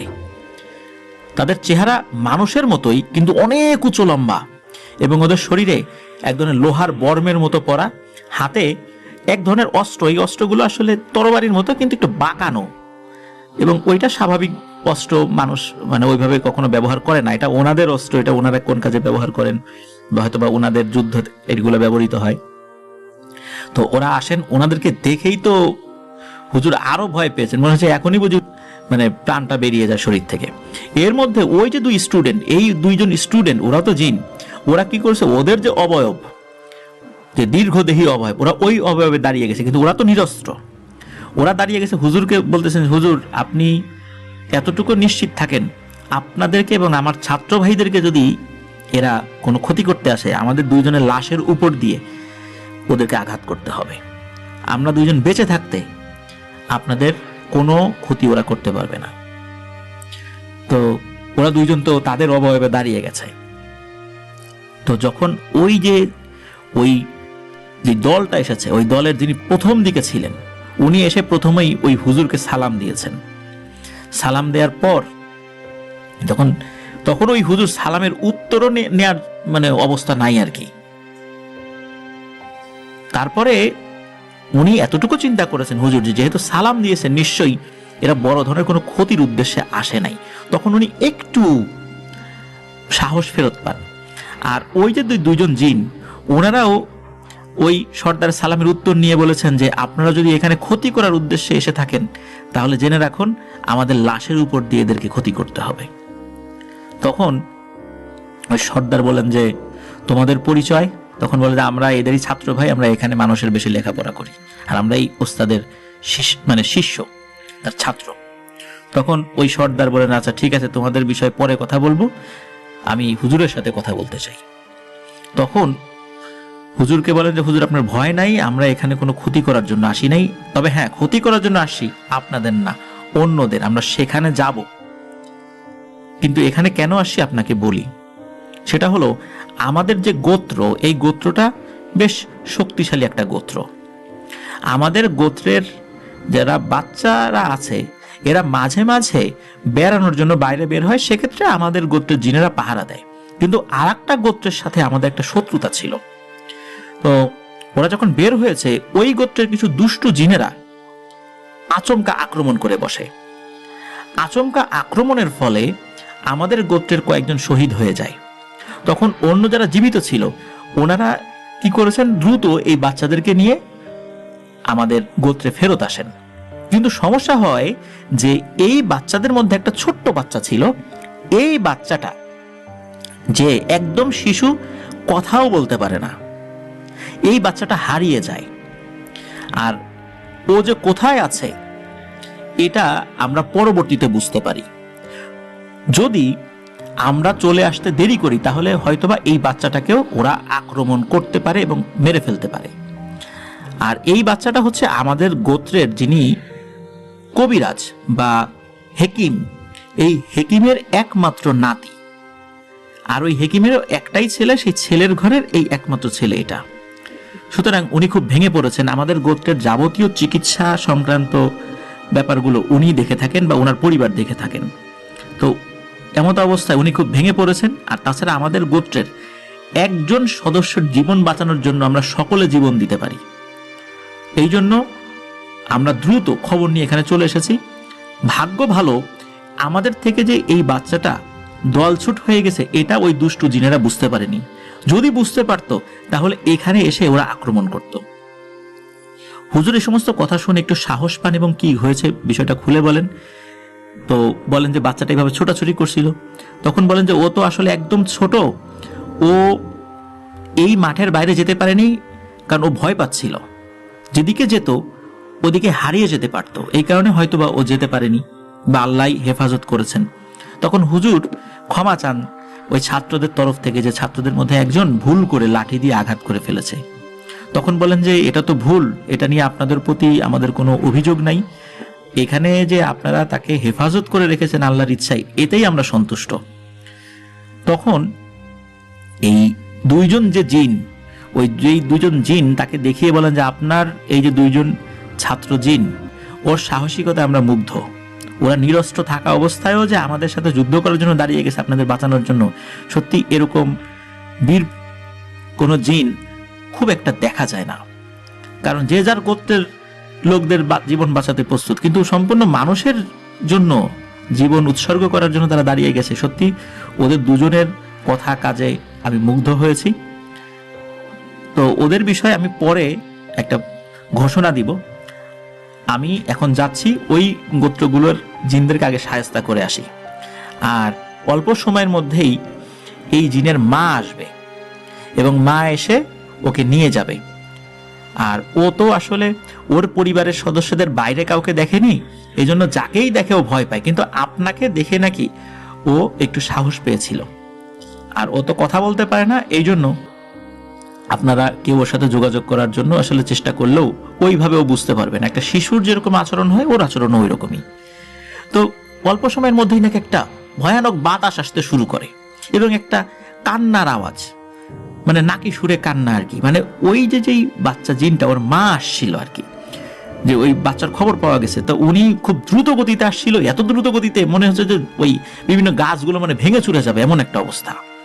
তো দ্রুত গতিতে এসেই ওনার কিন্তু একটা বাতাসের মতোই, উনি কোনো অবয়ব দেখেন নাই, এক ধাক্কায় ওনার যে রুমের দরজা খুলে যায় ধারাম করে, ওই বাতাসটা রুমের মধ্যে ঢুকে পড়ে। ঢুকে পড়ার পর ভেতরে আবারও কান্নার আওয়াজ, কিন্তু ওই কান্নার আওয়াজটা ছিল আনন্দের কান্নার আওয়াজ, বাচ্চাকে ফেরত পেয়েছে ওই কান্নার আওয়াজটা পাওয়া যাচ্ছিল। এরপরে কান্নার আওয়াজটা থেমে যায় এবং ওই ঘরের ভেতর থেকেও একটা বাতাসের মতো বের হয়, কিন্তু কাউকে দেখতে পান নাই, আর ওই সাপটাকেও আসলে দেখতে পান নাই। ওইভাবেই ওই বাতাসটা বের হয়ে চলে যায়। ওরা চলে যাওয়ার পর তারপরে ওই জিনের সর্দাররা ওইখান থেকে, ওই তার দলবল সহ ওখান থেকে চলে গিয়েছিলেন। তো এরপরে ওই যে দুইজন জিন, ওই দুইজন জিন কিন্তু আর মাদ্রাসায় থাকতে পারেন নাই, হুজুরের কাছ থেকে বিদায় নিয়ে চলে যান, কারণ তার পরিচয়টা যেহেতু একটু ভালো করে প্রকাশিত হয়ে গেছে, স্টুডেন্টরা সন্দেহ করবে, এই জন্য ওনাদের কাছ থেকে বিদায় নিয়ে ওনারা চলে গিয়েছিলেন আর কি। আর এই যে হুজুরটা যে ওই বাচ্চা জিনকে রক্ষা করলেন আল্লাহর ইচ্ছায়, ওনার কি হয়েছিল পরবর্তীতে নাকি ওই জিনের সর্দার ওই হুজুরকে অর্থ দিতে চেয়েছিলেন, যে ওনাদের কাছে যেটা মূল্যবান আছে স্বর্ণ বা এরকম কিছু বা অর্থ এরকম দিতে চেয়েছিলেন, তবে হুজুর সেটা গ্রহণে অস্বীকৃতি জানিয়েছিলেন, যে না, আমি স্বাভাবিকভাবে জীবনযাপন করতে চাই, দ্বীন ইসলামের খেদমতে নিয়োজিত থাকতে চাই। তো ওনার এই কথায় উনি খুব খুশি হয়েছিলেন এবং উনি বলেছিলেন যে আমাদের যিনি হেকিম, ওই হেকিমকে অনুরোধ করেছি, উনি সাধারণত কখনো কোনো মানুষের সহবতে আসেন না, মানুষের উপর আসরও করেন না, উনি জিনদের ট্রিটমেন্ট নিয়েই থাকেন সবসময়, এই বিষয়ে সবসময় গবেষণা করেন। আর ওনাকে বলেছি যেন আপনাকে যেন কোনোভাবে সহযোগিতা করেন। তো উনি এতটুকু রাজি হয়েছেন যে আপনার একটা প্রজন্ম শুধু, মানে আপনি কবিরাজি কোনো চিকিৎসা চাইলে করতে পারেন, তবে আপনাকে কোনো বিদ্যা শিক্ষা দেবে না, আপনি রোগী দেখতে পারেন, আপনার ওই রোগীর যে সমস্যাগুলো ওগুলো এই যে জিন, এই জিন সেগুলো সমাধানের চেষ্টা করবে এবং সে আপনার সাথে যোগাযোগ করবে। আর আপনি রোগীদের কাছ থেকে জোর করে কোনো টাকা পয়সা নেবেন না, ওরা খুশি হয়ে যেটা দেয় সেটা আপনি নিতে পারেন, এটা নিয়ে আপনার কোনো সমস্যা হবে না। তো এরপরে কি হয়, ওই যে যেই সাদা সাপের আকৃতির যে বাচ্চা জিনটা, তার যে দাদা, সে ওই হুজুরের সাথে যোগাযোগ করেছিল। পরবর্তীতে হুজুর বিভিন্ন হেকিমি ট্রিটমেন্ট দিতেন। উনি নিজে জানতেন না, কোনো রোগী আসলে সেই বিষয়গুলো শুনতেন, সেগুলো আবার ওই জিনকে জানাতেন, সেই জিন বিভিন্ন বিষয়গুলো বলতো এইভাবে এইভাবে এই কাজটা করতে হবে। সবাই যে সুস্থ হয়েছে বিষয়টা এরকম না, তবে অনেকেই নাকি সুস্থ হয়েছিলেন। ওনার নাম বিভিন্ন দিকে ছড়িয়ে পড়ে। উনি টাকা পয়সা কখনোই কারো কাছ থেকে চেয়ে নেননি। কেউ খুশি হয়ে যদি কিছু দিত সেটাই উনি নিতেন। আল্লাহর অশেষ রহমতে ওনার আর্থিক অবস্থাও কিন্তু অনেক ভালো হয়ে গিয়েছিল। কিন্তু কথা ছিল যে ওনার পরে আর কাউকে এই বিষয়গুলোতে সহযোগিতা করা হবে না। তবে ওই যিনি হেকিম জিন উনি আসতেন, উনি বলেছিলেন যে আপনার যারা সন্তানাদিরা হবে এদেরকেও আপনি ডাক্তারি লাইনে লেখাপড়া করাবেন, আমি তাদেরকে আর কোনো সহযোগিতা করব না, তবে তাদের জন্য দোয়া করব আল্লাহ যেন ওদেরকেও খুব ভালো ডাক্তার বানান। পরবর্তীতে ওই হুজুরের যারা ছাত্র, দেশ ভাগ হয়ে গিয়েছিল, ছাত্রদের কাছে উনি তো গল্প করেছেন, আর ওনার যারা মানে ছেলেরা ছিল, পরবর্তীতে ওনার যারা সন্তানাদি হয়েছিল আর কি, ওনারাও কিন্তু বড় বড় নাকি ডাক্তার হয়েছিলেন। তবে ওনারা ডাক্তার হওয়ার পর ওই সময় পাকিস্তানে মানে দেশ ভাগের পরে ওনারা নাকি চলে গিয়েছিলেন প্রথমে ভারতে, তারপর ওখান থেকে পাকিস্তানে, এবং পাকিস্তানে নাকি খুব ভালো ডাক্তার ওনারা হয়েছিলেন আর কি। তো এতটুকুই খবর পাওয়া যায়।